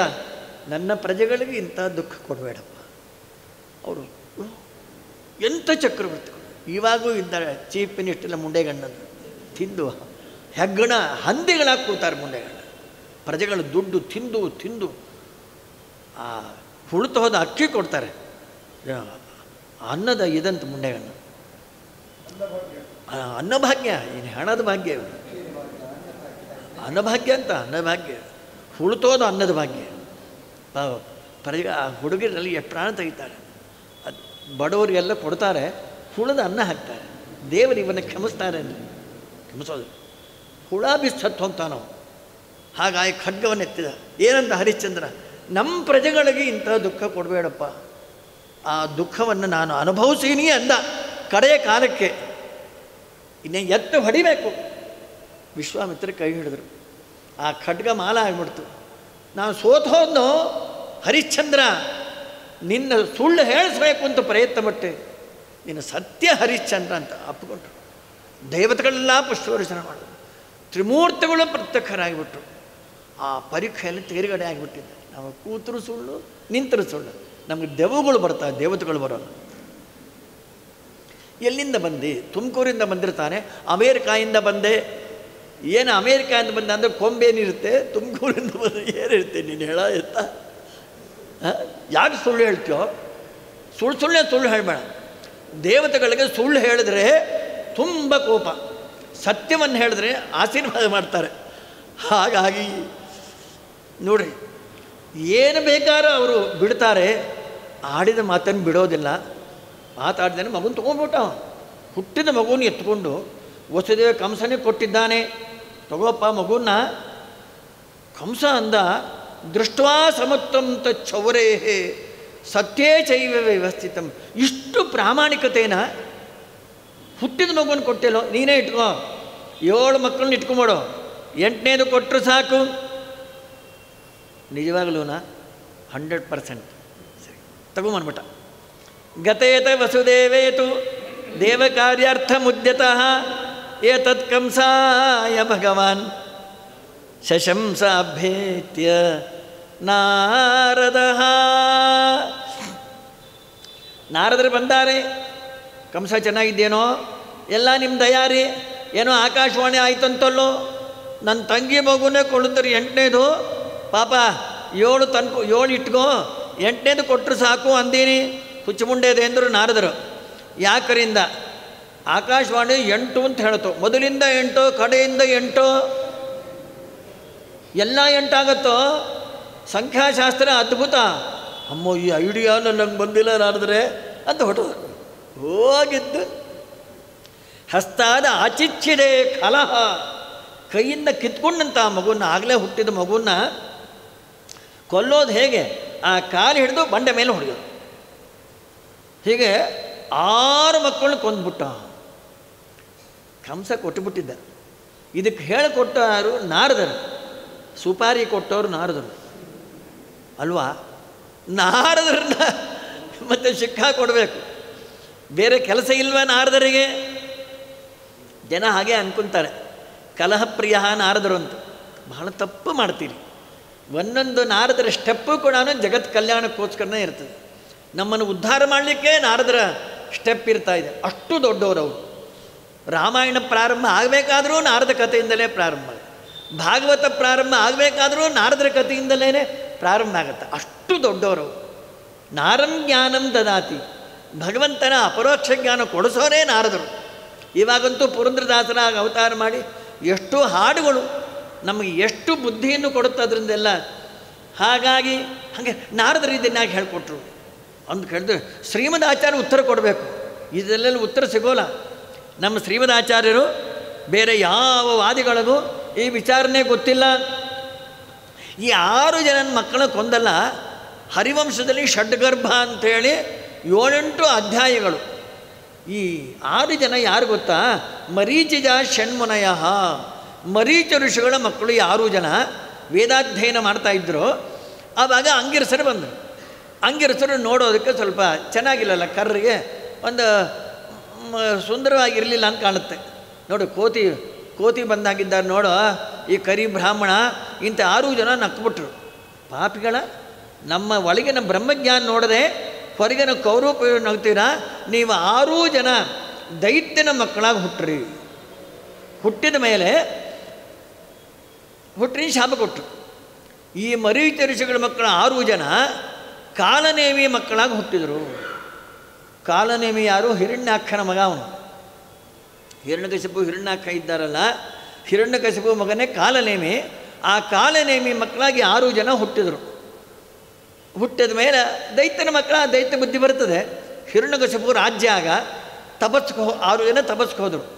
ತಪಸ್ ಮಾಡ್ಕೊಂಡು ಬರ್ತಾಯಿದ್ರು. ಹಿರಣ್ಯಕಶಿಪು ಅಂದ, ನೀವು ಕಾಲನೇಮಿ ಮಕ್ಕಳಲ್ವೇನೋ ಅಂತ ಹೇಳಿ ತಮ್ಮನ ಮಕ್ಕಳಾಯಿತು ಹಿರಣ್ಯಕಶಿಪುಗೆ. ಎಲ್ಲಿಗೆ ಹೋಗಿದ್ರಿ ತಪಸ್ ಮಾಡಲಿಕ್ಕೆ? ಯಾರನ್ನ?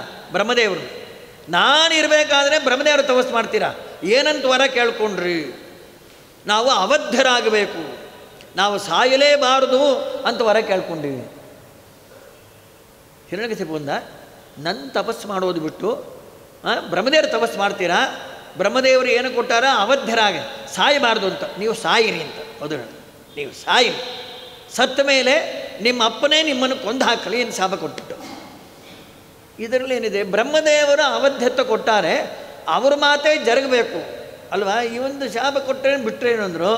ಹಾಗಲ್ಲ, ಹಿರಣ್ಯಕಶಿಪು ವರ ಕೊಟ್ಟಿದ್ರು, ನೀ ಏನು ಮಾತಾಡ್ತೀ ಸತ್ಯವಾಗಲಿ ಅಂತ. ಬ್ರಹ್ಮದೇವರೇ ವರ ಕೊಟ್ಟಿದ್ದು. ಅವರು ಅವಧ್ಯರೂ ಆಗಬೇಕು, ಸಾಯಬೇಕು, ಸತ್ತ ಮೇಲೆ ಅವರಪ್ಪ ಕೊಂದು ಹಾಕಬೇಕು. ಇಷ್ಟೆಲ್ಲ ದೇವತಾ ರಹಸ್ಯವನ್ನು ನಾರದರು ಭಗವದಾಜ್ಞಾನುಸಾರ ನಡೀಬೇಕು ಅಂತ ಬಂದಿದ್ದರು. ಗೊತ್ತಾಯ್ತಾ? ಏನು ನಾಡು ಚಾಡಿ ಹೇಳಿ ಮಕ್ಕಳು ಕೊಲ್ಲಬೇಕು ಅಂತ ಬೇರೆ ಕೆಲಸ ಇಲ್ಲ ಮಹಾನುಭಾವರಿಗೆ. ಹಾಗಾಗಿ ಈ 6 ಮಕ್ಕಳು ಮತ್ತೆ ಅವಧ್ಯರಾದರು ಅಂದರೆ ಹುಟ್ಟಬೇಕಲ್ಲ, ಮತ್ತೆ ಹುಟ್ಟಬೇಕಲ್ವ. ದುರ್ಗಾದೇವಿಗೆ ಆಜ್ಞೆ ಮಾಡ್ದ 6 ಮಕ್ಕಳನ್ನು ತೊಗೊಂಡು ಒಂದು ಗುಹಾದಲ್ಲೂ ಮಲಗಿಸಿದ್ಲು. ಫ್ರಿಜ್ಜಿನಲ್ಲಿ ಇಟ್ಟ ಹಾಗೆ. ಫ್ರಿಜ್ಜಿನಲ್ಲಿ ಹುಳಿ ಸಾರು ಇಡ್ತಾರಲ್ಲ ದಿನ ಮಾಡ್ಕೊಳ್ಳೋಕೆ ಮೈಬಾರ ಅಂಥೇಳಿ ಒಂದಿನ ಮಾಡಿಟ್ಬಿಡೋದು. ಹುಳಿ ಸಾರು ಪಲ್ಯ ಅದೆಲ್ಲ ವಾರಕ್ಕೆ ದಿನ ಅನ್ನ ಮಾಡ್ಕೊಬೋದು, ವಾರಕ್ಕೊಂದು ಸಾರ್ತಿ ಹುಳಿ ಸಾರು. ಆಮೇಲೆ ಫ್ರಿಜ್ಜಿನಲ್ಲಿ ಹುಳಿ ಸಾರು ಕೂತಿರ್ತಾವೆ. ಯಾರೋ ಬರೋಂಗೆ ಫ್ರಿಜ್ ನೋಡ್ಲಿಕ್ಕೆ ಆಚಾರ್ಯ ಮುಟ್ಬೇಡ್ರಿ ಅಂದರೆ, ಯಾಕಪ್ಪ ಅಂದರೆ ಹುಳಿ ಸಾರಿದೆ ಅಂತ. ಫ್ರಿಜ್ಜಿನಲ್ಲಿ ಯಾಕೆ ಇಡ್ತೀರಿ ಹುಳಿ ಸಾರು? ಅಡುಗೆ ಮನೆಯಲ್ಲಿ ಇಡೋದು ಬಿಟ್ಟು ನಾವೆಲ್ಲ 6 ದಿನಕ್ಕೆ ಒಂದು ಸಾರ್ತಿ ಹುಳಿ ಸಾರು ಮಾಡ್ಕೊತೀವ್ರಿ, ದಿನ ಮಾಡ್ಲಿಕ್ಕೆ ಮೈಭಾರ. ಅದಕ್ಕೆ ರೋಗಿಷ್ಟ್ರು ನೀವೆಲ್ಲ ಒಂದು ಅರ್ಧ ಗಂಟೆ ಬಯಸ್ಲಿಕ್ಕೆ ಮೈಭಾರ ನೋಡಿ ಇವಾಗೆಲ್ಲ. ಹಾಗಾಗಿ ಆ ದೇಹವನ್ನು ರಕ್ಷಣೆ ಮಾಡಿದ್ರು. ಆ ಜೀವನ ತೊಗೊಬೋದು, ದೇವಕಿ ಗರ್ಭದಲ್ಲಿ ಇಡೋದು. ಅವ್ರು ಹುಟ್ಟಿದ ಕಂಸನೇ ಕಾಲನೇಮಿ, ಅವನೇ ಆ ಮಗುನ ಕೊಲ್ಲೋದು, ಮತ್ತೆ ಜೀವನ ತಂದು ಈ ಶರೀರದಲ್ಲಿ ಇಡೋದು. ಕಾಲನೇಮಿ ಮಕ್ಕಳ 6 ಜನ ಶರೀರ ಇತ್ತಲ್ಲ, ವರ್ಷ ಜೀವನ ತೊಗೊಂಡು ಹೋಗೋದು, ಆ ಗರ್ಭದಲ್ಲಿ ಇಡೋದು. ಕಂಸನೇ ಕಾಲನೇಮಿ, ಅವನು ಕೊಲ್ತಾ ಇದ್ದ, ಆ ಜೀವನ ತಂದು ಮತ್ತೆ ಈ ಶರೀರದಲ್ಲಿ ಇಡ್ತಾಯಿದ್ರು. ಅಂತೂ ಅವರು ಅವಧ್ಯರೂ ಆದರು, ಹುಟ್ಟಿ ಸತ್ತರು, ಅವರಪ್ಪನೇ ಕೊಂದಾಯಿತು. ಇದೆಲ್ಲ ದೇವತಾ ರಹಸ್ಯ ಅಂತ ನಮ್ಮ ಶ್ರೀಮದಾಚಾರ್ಯ ಮಾತ್ರ. ಮಿಜ್ಞಾದವರು ಯಾರಿಗೂ ಈ ವಿಚಾರಣೆ ಗೊತ್ತಿಲ್ಲ, ಯಾರೂ ಗೊತ್ತಿಲ್ಲ. ಬೇರೆ ಮತದವರಿಗೆ ಈ ವಿಚಾರಣೆ ಗೊತ್ತಿಲ್ಲ. ನಮ್ಮ ಶ್ರೀಮದಾಚಾರ್ಯ ಮಾಡಿದ ಮಹೋಪಕಾರ ಇದರ್ರಿ. ಮಹಾಭಾರತ ತಾತ್ಪರ್ಯ, ಭಾಗವತ ತಾತ್ಪರ್ಯ ಅವೆರಡೂ ಇಲ್ಲ ಅಂದರೆ ನಮಗೂ ಕೂಡ ಭಾಗವತ ಕೇಳಿ ಪಾಪ ಸಂಪಾದನೆ ಮಾಡಬೇಕಾಗಿತ್ತು. ಪುಣ್ಯ ಬರೋದಿಲ್ಲ. ಪುಣ್ಯ ಬರಬೇಕು ಅಂದರೆ ವ್ಯಾಖ್ಯಾನ ಸಮೇತ ನೋಡಬೇಕು. ಎಷ್ಟೆಲ್ಲ ಅನುಪತ್ತಿ ಇದೆ ನೋಡಿ. ಜಾತಂ ಜಾತನ್ನಹನ್ ಪುತ್ರಂ ತಯೋರಜನ ಶಂಕಯ. 6 ಮಕ್ಕಳು ಕೊಂದುಬಿಟ್ಟಾನೆ. ಸಪ್ತಮೋ ವೈಷ್ಣವಂ ಧಾಮ ಯಮನಂತಂ ಪ್ರಚಕ್ಷತೆ.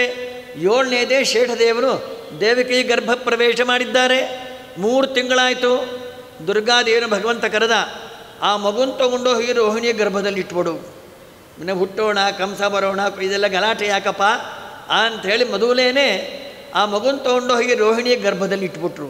ಯಾಕೆಂದರೆ ಅದಕ್ಕೂ ಶ್ರೀಮದಾಚಾರ್ಯ ಕಾರಣ ಕೊಡ್ತಾರೆ. ರೋಹಿಣಿ ಮತ್ತು ದೇವಕಿ ಹಿಂದಿನ ಜನ್ಮದಲ್ಲಿ ಅನೇಕ ವರ್ಷ ತಪಸ್ಸು ಮಾಡಿ ಶೇಷದೇವರು ನಮ್ಮಲ್ಲೇ ಅವತಾರ ಮಾಡಬೇಕು, ಭಗವಂತನ ಸನ್ನಿಧಾನಯುಕ್ತನಾದ ಶೇಷದೇವರು ಅವತಾರ ಮಾಡಬೇಕು ಅಂತ ತಪಸ್ಸು ಮಾಡಿದ ಕಾರಣ ದೇವಕಿ ಗರ್ಭದಲ್ಲಿ 3 ತಿಂಗಳು, ರೋಹಿಣಿಯ ಗರ್ಭದಲ್ಲಿ 7 ತಿಂಗಳು ಅಂತ 2 ತಾಯಿ ಮಕ್ಕಳು ಆಯಿತು. ಅದೆಲ್ಲ ರಾಜರು ಅದೇ ಪ್ರಶ್ನೆ ಮಾಡ್ತಾರೆ, ಕುತೋ ದೇಹಾಂತರಂ ವಿನಾ. ಬಲರಾಮ ದೇವರನ್ನು ದೇವಕಿ ಮಗ ಅಂತ ಕರೀತಾರೆ, ರೋಹಿಣಿಯ ಮಗ ಅಂತ ಕರೀತಾರೆ. ಒಂದೇ ಜನ್ಮದಲ್ಲಿ 2 ತಾಯಿ ಮಕ್ಕಳಾಗೋ ಬಗೆ ಹೇಗೆ ಅಂದರೆ ಇದು ಕಾರಣ. 3 ತಿಂಗಳು ದೇವಕಿ ಗರ್ಭ, 7 ತಿಂಗಳು ರೋಹಿಣಿ ಗರ್ಭ. ಅಂತೂ ಮೊದಲು ಶೇಷದೇವರ ಅವತಾರ ಮಾಡಿದ್ದಾರೆ. ಇದರ ಮೇಲೆ ವಾದರಾಜ ಸ್ವಾಮಿಗಳು ರಾಮಾವತಾರದಲ್ಲಿ ಶೇಷದೇವರು ತಮ್ಮನಾಗಿ ಹುಟ್ಟಿದ್ರು. ಲಕ್ಷ್ಮಣನೇ ಶೇಷ ಅಲ್ವಾ, ತಮ್ಮನಾಗಿ ಹುಟ್ಟಿದ್ರು. ಕೃಷ್ಣಾವತಾರದಲ್ಲಿ ಅಣ್ಣ ಆಗಿಬಿಟ್ರು. ಏನು ಕಾರಣ? ಒಂದು ಮಾತು ಶ್ರೀಮದಾಚಾರ್ಯ ಅಂದರು, ಮತ್ತು ಸೇವಾ ಖಿನ್ನ ಲಕ್ಷ್ಮಣೋ ಅಗ್ರಜೋ ಬಭುವ. ಸೇವಾ ಮಾಡಿ ಮಾಡಿ ಮಾಡಿ ಹೆಂಡತಿನ ಕರ್ಕೊಂಡು ಹೋಗದೆ ಅರಣ್ಯಕ್ಕೆ ಹೋಗಿ 14 ವರ್ಷ ನಿದ್ದೆ ಮಾಡಿಲ್ಲರಿ. 14 ವರ್ಷ ನಿದ್ದೆ ಮಾಡಿಲ್ಲ ಲಕ್ಷ್ಮಣ.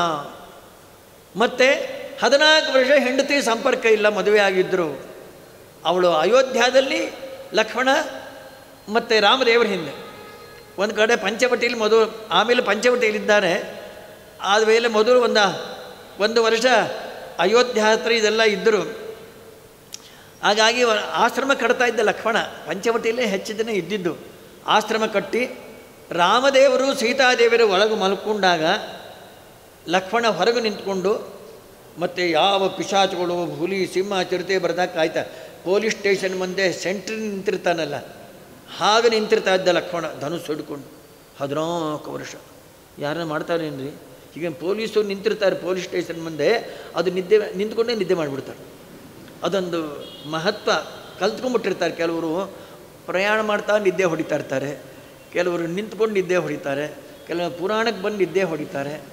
ಹಾಗೆ ಹೊಡಿತಾರೆ ನೋಡಿರ್ಬೇಕಾರೆ. ಏನು ಚೆನ್ನಾಗಿ ಪುರಾಣ ಹೇಳ್ತಾರೆ ರೀ ಆಚಾರು, ಒಳ್ಳೆ ನಿದ್ದೆ ಬರುತ್ತಮ್ಮ, ಟಿ ವಿ ಮುಂದೆ ಕೂತ್ರೆ ಬರಂಗೇ ಇಲ್ಲ ಅಂಥೇಳಿ ಲಕ್ಷ್ಮಣ 14 ವರ್ಷ ನಿದ್ರೆ ಬಿಟ್ಟಿದ್ದ. ಅಪಾರ ಪುಣ್ಯ ಅಲ್ವಾ? ದೇವರಿಗೋಸ್ಕರ ನಿದ್ದೆ ಬಿಟ್ಟಿದ್ದಾನ್ರಿ. ಏಕಾದಶಿ ದಿವಸ ಜಾಗರ ಮಾಡಿದರೆ ಜಾವದ ಜಾಗರ ಕ್ರತು 4,000. ಒಂದು ಜಾವ ಅಂದರೆ 6 to 9 ಏಕಾದಶಿ ಜಾಗರ ಯಾರು ಮಾಡ್ತಾರೆ 4,000 ಯಜ್ಞದ ಫಲ ಅಂತೆ. ಜಾವದ 4ಕ್ಕೆ ಮಿತಿ ಇಲ್ಲವೋ. 4 ಜಾವ ಜಾಗರ ಮಾಡಿದ್ರೆ ಎಷ್ಟು ಪುಣ್ಯ ಬರುತ್ತೆ ಹೇಳಲಿಕ್ಕೆ ಬರಂಗಿಲ್ಲ. ನಿದ್ದೆ ಮಾಡಿದ್ರೆ ಹೇಳ್ತೀನಿ ಅಂದರು ಪುರಂದಾಸರು. ದೇವ ದೇವನ ದಿನದಿ ನಿದ್ರೆಯ ಗೈವರ ಕಾವಲಿಯೋಳು ಹಾಕಿ ಹುರಿಸುವ ಯಮನು. ಕಳ್ಳೆಕಾಯಿ ಹುರಿದಂಗೆ ಹುರಿದು ಬಿಡ್ತಾರೆ. ಏಕಾದಶಿ ನಿದ್ದೆ ಮಾಡ್ತೀನೋ ಅಂಥೇಳಿ ಹುರಿದು ಹಾಕಿಬಿಡ್ತಾರೆ. ಹರಿದಿನದಲ್ಲಿ ಉಂಡ ನರರಿಗೆ ಘೋರ ನರಕವು ತಪ್ಪದೆಂದು ಶ್ರುತಿ ಸಾರುತ್ತಿದೆ. ವೇದಾರ್ಥನೇ ಪುರಂದಾಸರ ಮಾತು. ಒಂದೊಂದು ಅಗಳಿಗೆ ಕೋಟಿ ಕೋಟಿ ಕ್ರಿಮಿ. ಏಕಾದಶಿ ಬಂತು ಅಂದರೆ ಪಂಚಮಹಾಪಾತಕಗಳು ಅನ್ನಮಾಶ್ರಿತ್ಯ ತಿಷ್ಟಂತಿ. ಎಲ್ಲ ಅನ್ನ ತಿನ್ನಂಗಿಲ್ಲ ಆಚಾರ್ಯ, ನಾವು ಚಪಾತಿ ದೋಸೆ ಹೊಡಿತೀವಿ ಅಂದರು. ಚಪಾತಿ ತಿಂದರೂ ಅಷ್ಟೇ, ದೋಸೆ ಅಲ್ಲೇ ಕೊಡುತ್ತೆ ಬ್ರಹ್ಮಹತ್ಯ. ನೀವೇನು ಹೊಟ್ಟೆಯಲ್ಲಿ ಹಾಕಿ ಕುಂತೀರಿ ಅಲ್ಲಿ ಪಂಚಮಹಾಪಾತಕಗಳು ಬರುತ್ತೆ. ಅವನು ಏಕಾದಶಿ ಅನ್ನ ಚಪಾತಿ ತಿನ್ನೋದೆಲ್ಲ ಅಘಮತ್ತಿ. ವೇದ ಹೇಳುತ್ತೆ ಪಾಪನೇ ತಿಂತಾನವನು. ಒಂದಿನ ಬಿಟ್ಬಿಡಿ. ದೇವರಿಗೋಸ್ಕರ ಉಪವಾಸ ಒಂದು ದಿವಸ ರೀ, 15 ದಿವಸಕ್ಕೆ ಒಂದು ಸಾರ್ತಿ. ನಮ್ಮ ಮಂತ್ರಾಲಯ ಸ್ವಾಮಿಗಳಿಗೆ ನಮಗೆಲ್ಲ ಎಷ್ಟು ದಾರಿದ್ರ್ಯ ಇತ್ತು ಪೂರ್ವಾಶ್ರಮದಲ್ಲಿ ಅಂದರೆ 15 ದಿವಸಕ್ಕೆ ನಮ್ಮದು ಒಂದು ಏಕಾದಶಿ ಬಂದರೆ ಅವರಿಗೆ ಪಂಚವಾಷಡ್ದಿನಾನಿ 5-6 ದಿವಸಕ್ಕೊಂದು ಉಪವಾಸ ಬಂದ್ಬಿಡ್ತಾಯಿತ್ತು. ಅನ್ನ ಇಲ್ಲ, ಅಕ್ಕಿ ಇಲ್ಲ, ಇದಿಲ್ಲ, ಅಷ್ಟು ದಾರಿದ್ರ್ಯ. ಕೋಲ್ ಮೇಲೊಂದು ಸೀರೆ, ಮೈ ಮೇಲೊಂದು ಸೀರೆ ಸರಸ್ವತಿ ಬಾಯಿಗೆ, ಇವರಿಗೆ ಮೈ ಮೇಲೊಂದು ಮಡಪಂಚೆ, ಕೋಲ್ ಮೇಲೊಂದು ಮಡಪಂಚೆ, ಅಷ್ಟೆ. ಅಷ್ಟು ದಾರಿದ್ರ್ಯ. ಆದರೂ ದೇವ್ರನ್ನ ಏನೂ ಅಂದಿಲ್ಲ. ಅಂದಮೇಲೆ ಅದಕ್ಕೆ ಜಗನ್ಮಾನ್ಯರಾಗ್ಬಿಟ್ರು ಮಂತ್ರಾಲಯ ಪ್ರಭುಗಳು. ಹೀಗಾಗಿ ಮತ್ತು ಲಕ್ಷ್ಮಣ ಅಷ್ಟು ಅಪಾರ ಸೇವೆ ಮಾಡಿಬಿಟ್ನೇ. ಆ ಪುಣ್ಯ ಸಹಿಸೋದಕ್ಕೆ ಬಲ ಇರೋದಿಲ್ಲ, ಅದಕ್ಕೆ ಕಡಿಮೆ ಮಾಡಬೇಕಾಗಿತ್ತು. ಅಣ್ಣ ಅಲ್ವಾ, ದೇವ್ರ ದಿನ ನಮಸ್ಕಾರ ಮಾಡೋದು ಪುಣ್ಯ ಹೇಳ್ಕೊಬೋದು. ಕೆಲವರೆಲ್ಲ ಮಕ್ಕಳನ್ನ ಮಾತು ನಮಸ್ಕಾರ ಮಾಡ್ತೀನಪ್ಪ, ನನ್ನ ಮಾತು ಕೇಳೋ.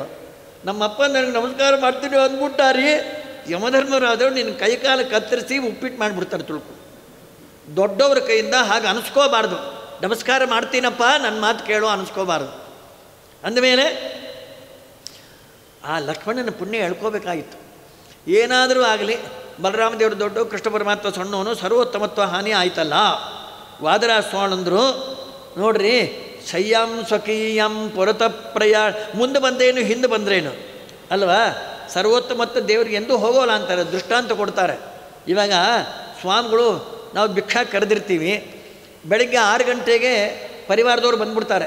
ಶಾಟಿಗೆ ಹಾಕೋರು, ಅಡುಗೆ ಮಾಡೋರು, ಮತ್ತು ಗಂಧ ತೆಗಿಯೋರು, ಮಂಟಪ ಹಾಕೋರು 6 ಗಂಟೆಗೆ ಬಂದ್ಬಿಡ್ತಾರೆ. ಆಮೇಲೆ ಸ್ವಾಮಿಗಳು 10:30 ಮೇಲೆ ಎಲ್ಲ ರೆಡಿ ಆಯ್ತಾ ಅಂತ ಹೇಳೋ ಸ್ನಾನ ಮಾಡಿ ಪೂಜೆ ಮಾಡಿ ಹೊರಟೋಗ್ತಾರೆ. ಹಾಗೆಯೇ ಬಲರಾಮದೇವರು ಪರಿವಾರದವರು ಹಾಸಿಗೆ ಹಾಸೋರ್ರಿ, ಅದಕ್ಕೆ ಮೊದಲು ಬಂದಾರೆ.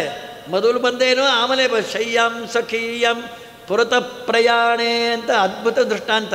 ವಿಜಯದಾಸರಂದರು ಏನ್ರಿ ಗಯಾಕ್ಕೆ ಹೋಗಿದ್ರು, ಅಲ್ಲಿ ಗದಾಧರನ ಉತ್ಸವ.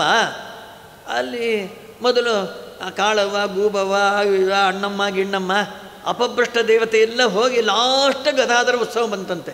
ಗೋಪಾಲದಾಸರಂದರು, ಗುರುಗಳೇ ನಮ್ಮ ದೇವರು ಹಿಂದೆ ಬಂದುಬಿಟ್ರಲ್ಲ, ಸರ್ವೋತ್ತಮತ್ವ ಹಾನಿ ಆಯ್ತಲ್ಲ, ಏನೂ ಆಗಿಲ್ಲ ಅಂದರೆ ವಿಜಯದಾಸರು, ಭಕುತ ಜನ ಮುಂದೆ ನೀನವರ ಹಿಂದೆ.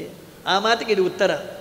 ಯುಕುತಿಯ ಕೈಗೊಳ್ಳೋ ಗಯಾ ಗದಾಧರನೇ, ಭಕುತ ಜನ ಮುಂದೆ ನೀನವರ ಹಿಂದೆ. ಕಟ್ಟೆರಡು ಬಿಗಿದು ನದಿ ಸೂಸಿ ಪರೆಯುತ್ತೀರೆ, ಕಟ್ಟೆಯಲ್ಲಿ ಹರಿಗೋಲು ಹಾಕಿ ನೆಟ್ಟಗೆ ಆಚಿಗೀಚಿಗೆ ಹೋಗಿ ಬರುವಾಗ ಹುಟ್ಟು ಮುಂದಲ್ಲದೆ ಹರಿಗೋಲುತ ಮುಂದೇನೋ ಭಕುತ ಜನ ಮುಂದೆ. ಹರಿಗೋಲು ನೋಡಿದ್ದೀರ? ದೋಣಿ ನೋಡಿದಿರಿ? ಹರಿಗೋಲಿಗೆ ಮುಂದಿರುತ್ತೆ ಹುಟ್ಟು ಅಂತ ಹೀಗೆ ಮಾಡ್ಕೊಂಬರ್ತಾ ಇರ್ತಾರೆ. ನವೃಂದಾವನಕ್ಕೆ ಹೋದರೆ ಗೊತ್ತಿರುತ್ತೆ. ಹುಟ್ಟು ಮುಂದಿರುತ್ತೆ, ಹರಿಗೋಲು ಹಿಂದಿರ್ತದೆ. ಹುಟ್ಟು ಜಾರ್ಕೊಂಡು ಹೊಟ್ಟೋದ್ರೆ ಕೈ ಹಾಕ್ಕೊಂಬಂದ್ಬಿಡ್ಬೋದು.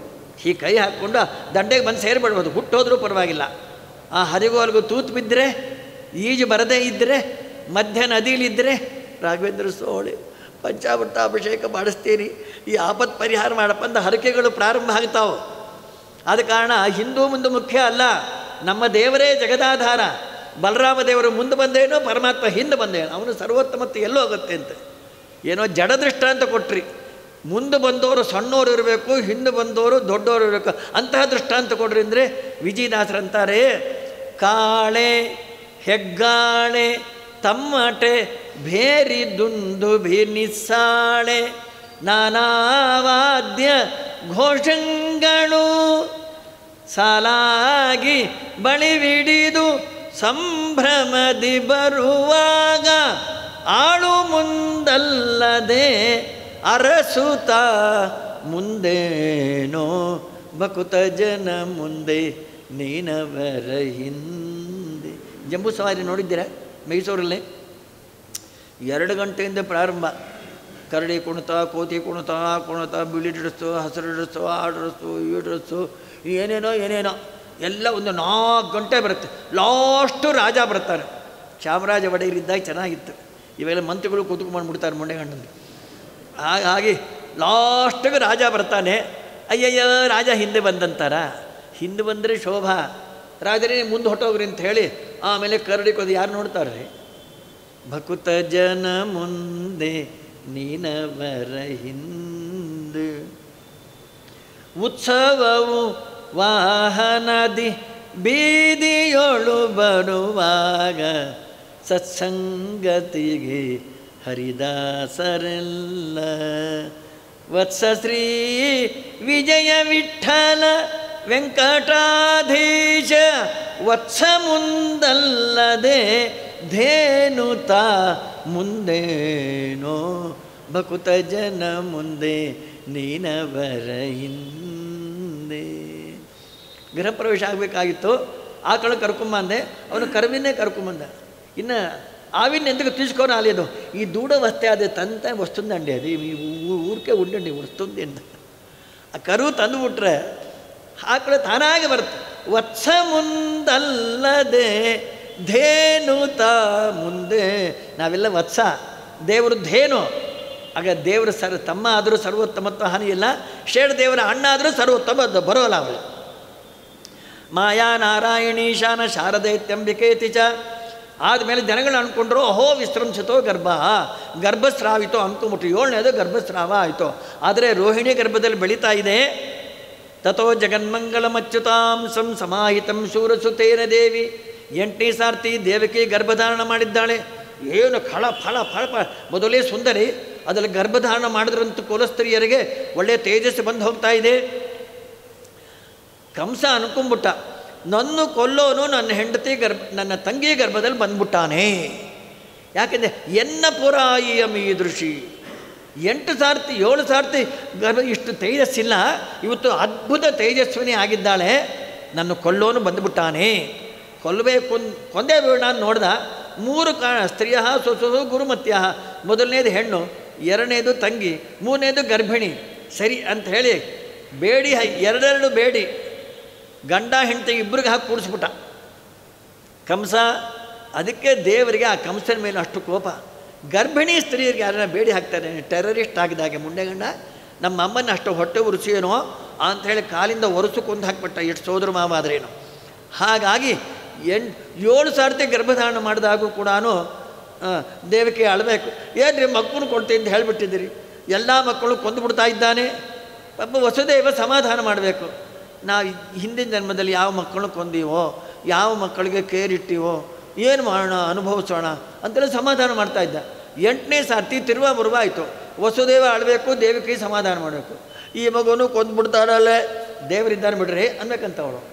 ಅಲ್ರಿ ಈ ಧೈರ್ಯ ಎಲ್ಲಿಂದ ಬಂತು ಅಂದ್ರೆ ವಾದರಾಜಂದರು ಒಳಗೆ ಯಾರು ಕೂತಾನ ನೋಡ್ರಿ.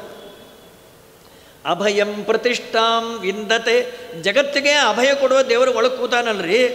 ಗರ್ಭಿಣಿ ಸ್ತ್ರೀಯರಿಗೆ ಬೈಕ್ಗಳು ಬರ್ತದಲ್ಲ, ಅದು ಒಳಗಿನ ಮಗುವಿನ ಅಭಿಪ್ರಾಯ ಸೂಚನಾ ಅಂತಾರೆ. ರಾಘವೇಂದ್ರ ವಿಜಯದಲ್ಲಿ ಮಂತ್ರಾಲಯ ಸ್ವಾಮಿಗಳು ಅವರಮ್ಮ ಗೋಪಿಕಾಂಬ ಅಂತ ಹೆಸರು, ಗೋಪಿಕಾಬಾಯಿ, ಗರ್ಭದಲ್ಲಿದ್ದಾಗ ಏನೇನು ಬೈಕೆ ಬರ್ತಾಯಿತ್ತು. ಭವನೇ ಭುವನಂ ಕೃಷಾನುತಪ್ತಂ ಪರಿಕ್ಲುಪ್ತಂ ನವ ಶಾತಕುಂಭ ಕುಂಭೈ, ಬಂಗಾರದ ಹಂಡೆ ಅಂತೆ ನೀರು ಕಾಸ್ಲಿಕ್ಕೆ ಅವ್ರ ಮನೆಯಲ್ಲಿ. ರಾಯರ ಅವತಾರ ಮಾಡೋ ಪರ್ಯಂತ ಐಶ್ವರ್ಯದ ಸುರಿಮಳೆ. ಅವತಾರ ಮಾಡಿದ್ಮೇಲೆ ದಾರಿದ್ರ್ಯ ಬಂದೋಯ್ತು, ಅದು ಬೇರೆ ಕಾರಣ. ಹಾಗಾಗಿ ಅಂತೂ ಅಷ್ಟು ಐಶ್ವರ್ಯ ಮನೆಯಲ್ಲಿ ಏನು ಅಡುಗೆ, ಅಷ್ಟೆಲ್ಲ ಬಿಸಿನೀರು 24 ಗಂಟೆ ಇರ್ತಾಯಿತ್ತು. ನನಗೆ ಈ ನೀರು ಬೇಡಮ್ಮ, ನದಿಗೆ ಕರ್ಕೊಂಡು ಹೋಗ್ರಿ. ಆ ನದಿಯಲ್ಲಿ ಸ್ನಾನ ಮಾಡಿ ಬಂದರೆ ಆಕೆಗೆ ಸಮಾಧಾನ ಅಂತ. ಯಾಕಂದರೆ ಒಳಗಿನ ಕೂಸು ತುಂಗಾ ತೀರದಲ್ಲಿ ಕೂಸೋದು, ಅದಕ್ಕೆ ತಣ್ಣೀರು ಸ್ನಾನ ಮಾಡಿದ್ರೆ ಸಮಾಧಾನ ಅಂತ ಹೆಣ್ಮಗಳಿಗೆ. ಮನೆಯಲ್ಲಿ ಏನು ಅಡುಗೆ ಬೇಕ್ರಿ, ರಸನಾರೈನಾಂತರಂಗಗಮ್ಯಂ ಭವನೇ ಭೋಜನ ಸಾಧನ. ನೋಡಲಿಕ್ಕೂ ಚೆಂದ, ಕೆಲವು ನೋಡ್ಲಿಕ್ಕೆ ಚೆಂದ ಇರ್ತಾರೆ. ಬಾಯಲ್ಲಿ ಇಟ್ಕೊಂಡ್ರೆ ಶಂಖ ಇಷ್ಟು ಖಾರ ಹೊಯ್ದು ಬಿಟ್ಟಿರ್ತಾರೆ, 2 ಗಂಟೆ ಆ ಬಾಯಿ ಸರಿ ಮಾಡ್ಕೋಬೇಕು ಅಂದು. ಅದು ನೋಡಲಿಕ್ಕೂ ಚೆಂದ, ಬಾಯಲ್ಲಿ ಇಟ್ಕೊಂಡ್ರೂ ಚೆಂದ. ಕೆಲವು ಮೈಸೂರು ಪಾಕ ಹಾಕಿಟ್ಟಿರ್ತಾರೆ, ಅದುವೇಲೆ ಅದನ್ನು ಒಂದು ರುಬ್ಬಿಕೊಂಡು ತಂದಿರ್ತಾರೆ. ಯಾಕಂದರೆ ಅದು ಕುಟ್ಕೋಬೇಕಲ್ಲ, ನಿಮ್ಮ ಹಲ್ಲಿಂದ ಕಚ್ಚಿದ್ರೆ ಹಲ್ಲು ಮುರಿದೋಗುತ್ತೆ. ಹಾಗಾಗಿ ನಾನು ನನ್ನ ತಮ್ಮ ಇಬ್ಬರು ಒಬ್ಬರ ಮನೆ ಊಟಕ್ಕೆ ಹೋಗಿದ್ವಿ. ಮೈಸೂರು ಪಾಕ್ ತಿನ್ನಿರಿ, ಮೈಸೂರು ಪಾಕ್ ತಿನ್ನಿರಿ, ಮೈಸೂರು ಪಾಕ್ ಬೇಡ ಬೇಡ ಬೇಡ ಅಂತ ಇದ್ದೆ. ಇವನು ಆದಮೇಲೆ ಬೇಡ, ಎಷ್ಟು ನೀವು ತಿನ್ನಬೇಕು. ಇವನಂದ, ನೋಡ್ರಿ ನಮ್ಮಮ್ಮ ಬೆಣ್ಣೆ ಕಾಸಿದ ತುಪ್ಪದಲ್ಲಿ ಮೈಸೂರು ಮಾಸ ಹಾಕ್ತಾಯಿದ್ಲು, ಅದು ಮಲ್ಲಿಗೆ ಹೂ ಇದ್ದಾಗಿರ್ತಾಯಿತ್ತು, ಇದು ಕಲ್ಲುಗುಂಡಿದ್ದಾಗಿದೆ, ಮತ್ತು ಡಾಲ್ಡಾದಿಂದ ಮಾಡಿರಿ, ಅದಕ್ಕೆ ನಮಗಿಲ್ಲ, ನೀವು ತಿನ್ಕೊಳ್ರಿ ಅಂದ. ಅವ್ರಿಗೆ ತಿನ್ನೋದು ಬಿಟ್ಬಿಟ್ರು ಅವರು. ಹಾಗಾಗಿ ರಸನಾನಯನಾಂತರಂಗಗಮ್ಯಂ, ಏನು ಅಡುಗೆ ಬೇಕೋ ಅದು ರೆಡಿ. ಆದರೂ ಪರಕೀಯ ಗ್ರಹ ಅದು 4 ಗಂಟೆ ಮನೆಗೆ ಹೋಗಿ ವೆಂಕಮ್ಮ ಇಷ್ಟು ಹುಳುತವ್ವೆ ಕೊಡ್ರಿ, ಕಿಷ್ಟವ್ವ ಇಷ್ಟು ಅನ್ನ ಕೊಡವ, ಗೋದಾವರಮ್ಮ ಇಷ್ಟು ತವ್ವೆ ನಿಮ್ಮ ಕೆದ್ದೆ ಚೆನ್ನಾಗಿರುತ್ತೆ. ಈಗ 4 ಗಂಟೆ ಮನೆಯಿಂದ ಭಿಕ್ಷಾ ಬೇಡ್ಕೊಂಡು ತಿಂತಾ ಇಲ್ಲ ಅಂತ ಹಾಕಿ ಶ್ರೀಮಂತ ಹೆಣ್ಣುಮಗಳು, ಅವರಿಗೆಲ್ಲ ಆಶ್ಚರ್ಯ. ಯಾಕೆ ಮನೇಲಿ ಇತ್ತಲ್ಲ ಅಂದರು. ಒಳಗಿನ ಕೂಸು ಭಿಕ್ಷು ಸನ್ಯಾಸಿ ಕೂತಾರ್ರಿ, ದಿನಾ ಭಿಕ್ಷಾನ್ನ ಸ್ವೀಕಾರ ಮಾಡಬೇಕಲ್ಲ, ಆಗ ಅದಕ್ಕೆ ಭಿಕ್ಷಾನ್ನ ತಿಂದರೆ ಸಮಾಧಾನ ಅಂತಾರೆ ರಾಘವೇಂದ್ರ ವಿಜಯದಲ್ಲಿ. ಅಂದಮೇಲೆ ರಾಘವೇಂದ್ರ ಸ್ವಾಮಿ ತಾಯಿಗೇನೆ ಇಂಥ ಒಳ್ಳೆಳ್ಳೆ ಚಂದ್ರಿಕಾ ಕೇಳಬೇಕು, ತರ್ಕ ತಗೊಂಡೋಗಿ ಕೇಳಬೇಕು ಅಂತ ಆಸೆ. ಅದಕ್ಕೆ ವ್ಯಾಖ್ಯಾನ ಮಾಡಿ ಒಳಗೆ ಕೂತಿದೆ. ಕೆಲವರಿಗೆ ಹೊಡಿಬೇಕು, ಚುಮುಟಬೇಕು, ಲಾಂಗ್ ಕತ್ತಿ ಬೇಕು ಅಂತ. ಯಾಕೆಂದರೆ ರೌಡಿ ಕೂತಿರ್ತಾವ, ಹಾಗಾಗಿ ಹೊಟ್ಟೆಲಿಂದ ಪ್ರಾರಂಭ, ಚುಮುಟೋದು ಹೊಡೆಯೋದು. ಗಂಡ ನನ್ನ ಹೊಡಿ ಕಟ್ಕೊಂಡೇನಲ್ಲ ಅಂತೇಳಿ ಗಂಡ ಹೊಡೆಸ್ಕೊಂಡು ಸಮಾಧಾನ. ಹಾಗೆ ಜಗತ್ಪತಿ ತಾಯಿ ಗರ್ಭದಲ್ಲಿದ್ದಾಗ ಇಂಥದ್ದು ಒಳ್ಳೊಳ್ಳೆ ಬಯಕೆ ಬರ್ತಾ ಇತ್ತಂತೆ. 9 ತಿಂಗಳಾಯಿತು. ಬ್ರಹ್ಮ ಸ್ತೋತ್ರ ಮಾಡ್ತಾರೆ. ಸತ್ಯವ್ರತಂ ಸತ್ಯಪರಂ ತ್ರಿಸತ್ಯಂ ಸತ್ಯಸ್ಸ ಸತ್ಯಂ ನಿಹಿತಂಚ ಸತ್ಯೇ ಸತ್ಯಸ್ಸ ಸತ್ಯಂ ಉತ ಸತ್ಯನೇತ್ರಂ ಸತ್ಯಾತ್ಮಕಂ ತ್ವಾಂ ಶರಣಂ. ನೋಡಿ, ಜಗತ್ ಸತ್ಯ, ವೇದಗಳ ಸತ್ಯ, ತಾರತಮ್ಯ ಸತ್ಯ, ಪಂಚವೇದ ಸತ್ಯ, ಬ್ರಹ್ಮದೇವರು ಸ್ತೋತ್ರ ಅವರ ಬಾಯಿಂದ ಅಸತ್ಯನೇ ಬರೋದಿಲ್ಲ. ಅಂದಮೇಲೆ ಹೀಗೆ ಸ್ತೋತ್ರವನ್ನು ಮಾಡಿ ಬ್ರಹ್ಮದೇವರಂತಾರೆ, ದೇವಿಗೆ ನೀವೆಲ್ಲ ಭಯಪಡಬೇಡ್ರಮ್ಮ, ಸಾಕ್ಷಾತ್ ಶ್ರೀಹರಿ ಇದ್ದಾನೆ, ಯಶೋಧ ದೇವಕಿ ಸಮಾಧಾನ ಮಾಡಿ ಅಂತರ್ಧಾನ ಆಗಿಬಿಟ್ಟಿದ್ದಾರೆ. ಅಥ ಸರ್ವಗುಣೋಪೇತ ಕಾಲ ಪರಮಶೋಭನ. ಭಗವಂತ ಅವತಾರ ಮಾಡೋ ಕಾಲಕ್ಕೆ ಶ್ರಾವಣ ಬಹುಳ ಅಷ್ಟಮಿ ಬೆಳಗ್ಗೆ ಬಂದುಬಿಡ್ತು. ಕಂಸ ಮೊದಲೇ ಡಾಕ್ಟ್ರಿಗೆ ಹೇಳಿ ಡೇಟ್ ತಿಳ್ಕೊಂಬಿಟ್ಟಿದ್ದ. ಈಗಿನ ಜನಗಳೆಲ್ಲ ಡೇಟ್ ಕೊಟ್ರಿ ಡಾಕ್ಟ್ರೇ, ನಾಡಿನೇ ನೋಡ್ಲಿಕ್ಕೆ ಬರೋಲ್ರಿ ಈಗಿನವ್ರಿಗೆ. ಏನು ಮಾಡಿದ್ರು ಕೂಡ ಬ್ಲಡ್ ಟೆಸ್ಟು, ಯೂರಿನ್ ಟೆಸ್ಟು, ಅಪ್ಪನ ಟೆಸ್ಟು, ಆ ಟೆಸ್ಟು ಈ ಟೆಸ್ಟು ಎಲ್ಲ ಮಾಡಿಕೊಂಡು ಒಂದು 5,000 ರೂಪಾಯಿ ಖರ್ಚಾಗಿ ನೋ ಪ್ರಾಬ್ಲಮ್ ಹೋಗ್ಬೋದು ಅಂತ. 5,000 ರೂಪಾಯಿ ಕಟ್ಟುವ ಅದು ದೊಡ್ಡ ಪ್ರಾಬ್ಲಮ್ ಅಲ್ವೇನೋ. ಹಿಂದೆಲ್ಲ ಪಾಪ ಅವ್ರು ನಾಡಿ ನೋಡಿ ಹೇಳ್ತಾಯಿದ್ರು, ಹಿಂದಿನ ಕಾಲ ಡಾಕ್ಟ್ರೆಲ್ಲ ನಿಮಗೆ ನೆಗಡಿ ಇದೆ, ಜ್ವರ ಬರ್ತಾ ಇದೆ, ಊಟ ಸೇರೋದಿಲ್ಲ, ಕಣ್ಣು ಉರಿತಾ ಇದೆ ಅಲ್ವಾ, ಎಲ್ಲ ಅವರೇ ಹೇಳಲ್ರಿ. ಈಗ ನಮ್ಮನ್ನೇ ಕೇಳ್ತಾರೆ ಅವರು, ಕೆಮ್ಮುತ್ತೀರಾ, ಎಷ್ಟು ಸಾರ್ತಿ ಕೆಮ್ತೀರಿ, ಜೋರಾಗಿ ಕೆಮ್ತೀರಾ, ಮೆಲ್ಲಗೆ ಕೆಮ್ತೀರಾ, ನೀನು ಹೆಣ ಎತ್ತ MBBS ಯಾಕೋ ಓದಿದ್ದು ನೀನು, ನಮ್ಮನ್ನು ಯಾಕೋ ಪ್ರಾಣ ತೆಗಿತೀನಿ ನೀನು ಕೊಂದಾಗ್ತಾರೆ ಈ ಡಾಕ್ಟ್ರೆಲ್ಲ. ಏನು ಮಾಡಬೇಕು? ಹಾಗಾಗಿ ಅವ್ರು ಹೇಳಿಬಿಟ್ಟಿದ್ರು, ಶ್ರಾವಣ ಬಹುಳ ಅಷ್ಟಮಿ ರಾತ್ರಿ ಚಂದ್ರೋದಯಕ್ಕೆ ನಿನ್ನ ಸೋದರಳಿಯ ಹುಡ್ತಾನೆ, ನೀನು ಹೆಣ ಎತ್ತಲಿಕ್ಕೆ ಅಂತ. ದೇವಕ್ಯಾಂ ದೇವರೂಪಿಣ್ಯಾಂ ವಿಷ್ಣು ಸರ್ವಗುಹಾಶ್ರಯ ಪ್ರಾದುರಾಸೀದ್ ಯಥಾ ಪ್ರಾಚ್ಯಂ ದಿಶೀಂದಿರಿವ ಪುಷ್ಕಲ. ಫಳಿಚ್ಛಂತೇಳಿ ಕಂಸ ಹೇಳಿದ್ದ. ಅಷ್ಟಮಿ ಬಂದ ತಕ್ಷಣ ಇವತ್ತಿನ ದಿವಸ ಯಾರು ಕಣ್ಣು ಮುಚ್ಚುತ್ತೀರಿ ಅವರ ಕಣ್ಣು ಪೀಕಿಟ್ಬಿಡ್ತೀರಿ ಅಂತ ಹೇಳಿದ್ದು. ಯಾರೂ ನಿದ್ದೆ ಮಾಡಬಾರ್ದು. ನಿನಗಿದ್ದಾರೆ, ನಾವ್ಯಾಕೆ ನಿದ್ದೆ ಮಾಡಬಾರ್ದು? ಆ ರಾಜನ ಭಯ ಪಾಪ, ಎಲ್ಲ ಏನೋ ಕಷ್ಟಪಟ್ಟು ಕಣ್ಣು ತಕ್ಕೊಂಡು ಕೂದಿದ್ರು. ದೇವರ ಅವತಾರ ಮಾಡುವ ಕಾಲಕ್ಕೆ ಆವೃಣೋದ ಆತ್ಮಮಾಯಾಂ ದುರ್ಗಾದೇವಿ ಮಾಯ ಹಾಕಿಬಿಟ್ಟಿದ್ದಾಳೆ. ಫಳಿಚ್ಚಂತ ಹೇಳಿ ದೇವರ ಅವತಾರ ಮಾಡಿಬಿಟ್ಟ. ದೇವಕ್ಯಾಂ ದೇವರೂಪಿಣ್ಯಾಂ ವಿಷ್ಣು ಸರ್ವಗುಹಾಶ್ರಯ ತಮದ್ಭುತಂ ಬಾಲಕಮಂಬುಜೇ ಕ್ಷಣಂ ಚತುರ್ಭುಜಂ ಶಂಖಗದಾದ್ಯುದಾಯುಧಂ ಶ್ರೀವತ್ಸಲಕ್ಷ್ಯಂ ಗಲಶೋಪಿ ಕೌಸ್ತುಭಂ ಪೀತಾಂಬರಂ ಸಾಂದ್ರಪಯೋಧಶೋಭಗಂ ಮಹಾರವೈಡೂರ್ಯ ಕಿರೀಟಕುಂಡಲತ್ವಿಷಾ ಪರಿಶ್ವಕ್ತ ಸಹಸ್ರಕುಂತಲಂ ಉದ್ದಾಮ ಕಾಂಚಿ ಅಂಗದ ಕಂಕಣಾದಿಭಿ ವಿರೋಚಮಾನಂ ವಸುದೇವ ಐಕ್ಷತ. ದೇವರು ಹೇಗೆ ಹುಟ್ಟಿದ 16 ವರ್ಷ ದೇವರು ಗರ್ಭದಿಂದ ಹೊರಗೆ ಬಂದಾಗ ಶಂಖ ಚಕ್ರ ಗದಾ ಪದ್ಮ ಪೀತಾಂಬರ ವನಮಾಲ ವಜ್ರದ ಕಿರೀಟ ವಜ್ರದ ಬಾಹು ಬಂದು ಎಷ್ಟು ದೇವ್ರ ಮೇಲೆ ಒಂದು 200-300 kg ಬಂಗಾರ ಇತ್ತು ರೀ. ವಾದರಾಜ ಸ್ವಾಮಿ ಅಂದರು, ಭಗವಂತ ಜಗದ್ವಿಲಕ್ಷಣ ಮೂರ್ತಿ, ದೇವರಿಗೆ ಗರ್ಭವಾಸ ದುಃಖ ಇಲ್ಲ. ಅಲ್ಲಿ ಗರ್ಭದಿಂದ ಬಂದಾನಲ್ರಿ, ಗರ್ಭ ದುಃಖ ಇಲ್ಲ ಅಂತಿರಲ್ಲ, ಬಂದಾನೆ. ನಾವು ಹೇಗೆ ಬರ್ತೀವಿ ಅವನೇ ಹೇಗೆ ಬಂದಾನ ನೋಡ್ರಿ ಅಂದರು ವಾದರಾಜರು. ನೀವು ಹೇಗೆ ಬರ್ತೀರಿ? ತಾಯಿ ಗರ್ಭದಿಂದ ಬೌದ್ಧಾವತಾರೇ ರಾಮಕ್ಷೇತ್ರೇ 9ನೇ ಅವತಾರ. ಮೈಬೇಲು ಉಡ್ದಾರಿ ಇಲ್ಲ, ಲಂಗೋಟಿ ಇಲ್ಲ, ಏನೂ ಇಲ್ಲ. ಆಮೇಲೆ ಎಲ್ಲ ಏನು ಬೇಕಾದ್ರೆ ಎಲ್ಲ ಅದು ಚುಟ್ಕೊಂಡು ಚುಟ್ಕೊಂಡು ಮೈಯೆಲ್ಲ ಮಾಡ್ಕೊತೀವಿ. ನಮ್ಮ ದೇವ್ರು ಹುಟ್ಟಬೇಕಾದ್ರೆ ಮತ್ತು ಇಷ್ಟೆಲ್ಲ ಆಭರಣ ಹಾಕ್ಕೊಂಡು ಹುಟ್ಟಾನಲ್ರಿ, ನಿಮ್ಗೆ ಅರ್ಥ ಆಗೋದಿಲ್ಲ. ಜಗದ್ವಿಲಕ್ಷಣ ಮೂರ್ತಿ ನಿಮ್ಮ ಸ್ವಾಮಿ ಅಂತ ಹೇಳಿ ದೇವಕಿ ವಸುದೇವರತ್ತರೆಲ್ಲ ಮಾತಾಡಿ ಪರಮಾತ್ಮ ಅಂತ, ವಸುದೇವ ನಾನು ಪುಟ್ಟು ಮಗುವಾಗ್ತಾ ಇದ್ದೀನಿ, ಮಗುನ ತೊಗೊಂಡೋಗಿ ಗೋಕುಲದಲ್ಲಿ ಇಟ್ಬಿಡೋದು ಯಶೋಧಾ ಪಕ್ಕದಲ್ಲಿ, ಅಲ್ಲಿ ನನ್ನ ಹೆಂಡತಿ ಅವತಾರ ಮಾಡೋ ದುರ್ಗಾ ಅವಳನ್ನ ಕರ್ಕೊಂಬ, తర్వాత ಮೇಮಿದ್ರೂ ಚೂಸ್ಕೊಂಟಾಂ ಅಂಥೇಳಿ ಬಭೂವ ಪ್ರಾಕೃತ ಶಿಶು. ಪುಟ್ಟಾದ ಗಂಡು ಮಗ ಆಗ್ಬಿಟ್ಟು ಎಷ್ಟು ಮುದ್ದ ಅಂದರೆ ದೇವಕಿ ಎತ್ಕೊತಾಳೆ, ಮುದ್ದಾಡ್ತಾಳೆ, ಹಾಲು ಕೊಡ್ತಾಳೆ. ಇಲ್ಲಿಲ್ಲ, ಹಾಲು ಕೊಟ್ಟ ಹಾಗೆ 77ನೇ ಅದೆಲ್ಲ ಪ್ರಸಂಗ ಬಂದಾಗ ಹೇಳ್ತಾರೆ, ದೇವರಿಗೆ ಹಾಲು ಕೊಟ್ಟಲು. ಮತ್ತು ದೇವಕಿ ದೇವಿ ಅಷ್ಟಲ್ಲಿ ತಿರ್ಗಾ ಭಯ, ಕರ್ಕೊಂಡು ಹೋಗಿ ಇನ್ನೂ ಮಣ್ಣ ಬಂದ್ಬಿಡ್ತಾನೆ ಅಂಥೇಳಿ ಬುಟ್ಟಿಲಿ ಹಾಕ್ಕೊಂಡು ಹೊರಗೆ ಬಂದಾನೆ. ದೇವರು ಹೇಗೆ ಕಂಡ? ವಿಜಯದಾಸರಂತಾರೆ, ನೀಲಮಾಣಿಕ್ಯದ ಪುತ್ಥಣಿಯೋ ನೀಲೋತ್ಪಲದ ಪ್ರಭೆಯೋ ಕರಿಶಾವಕದ ಥಳಪೋ ಶ್ರೀ ಮಹಾಲಕುಮಿ ಮಾಡಿದ ಪುಣ್ಯನಿಧಿಯೋ ವಿಜಯ ವಿಠಲನ ನೋಡಿದರು ಆಗ. ಎಷ್ಟು ಆನಂದ ಮೂರ್ತಿ ಅಲ್ವಾ? ಭಗವಂತ ಹೊರಗೆ ಕರ್ಕೊಂಬಂದಾನೆ.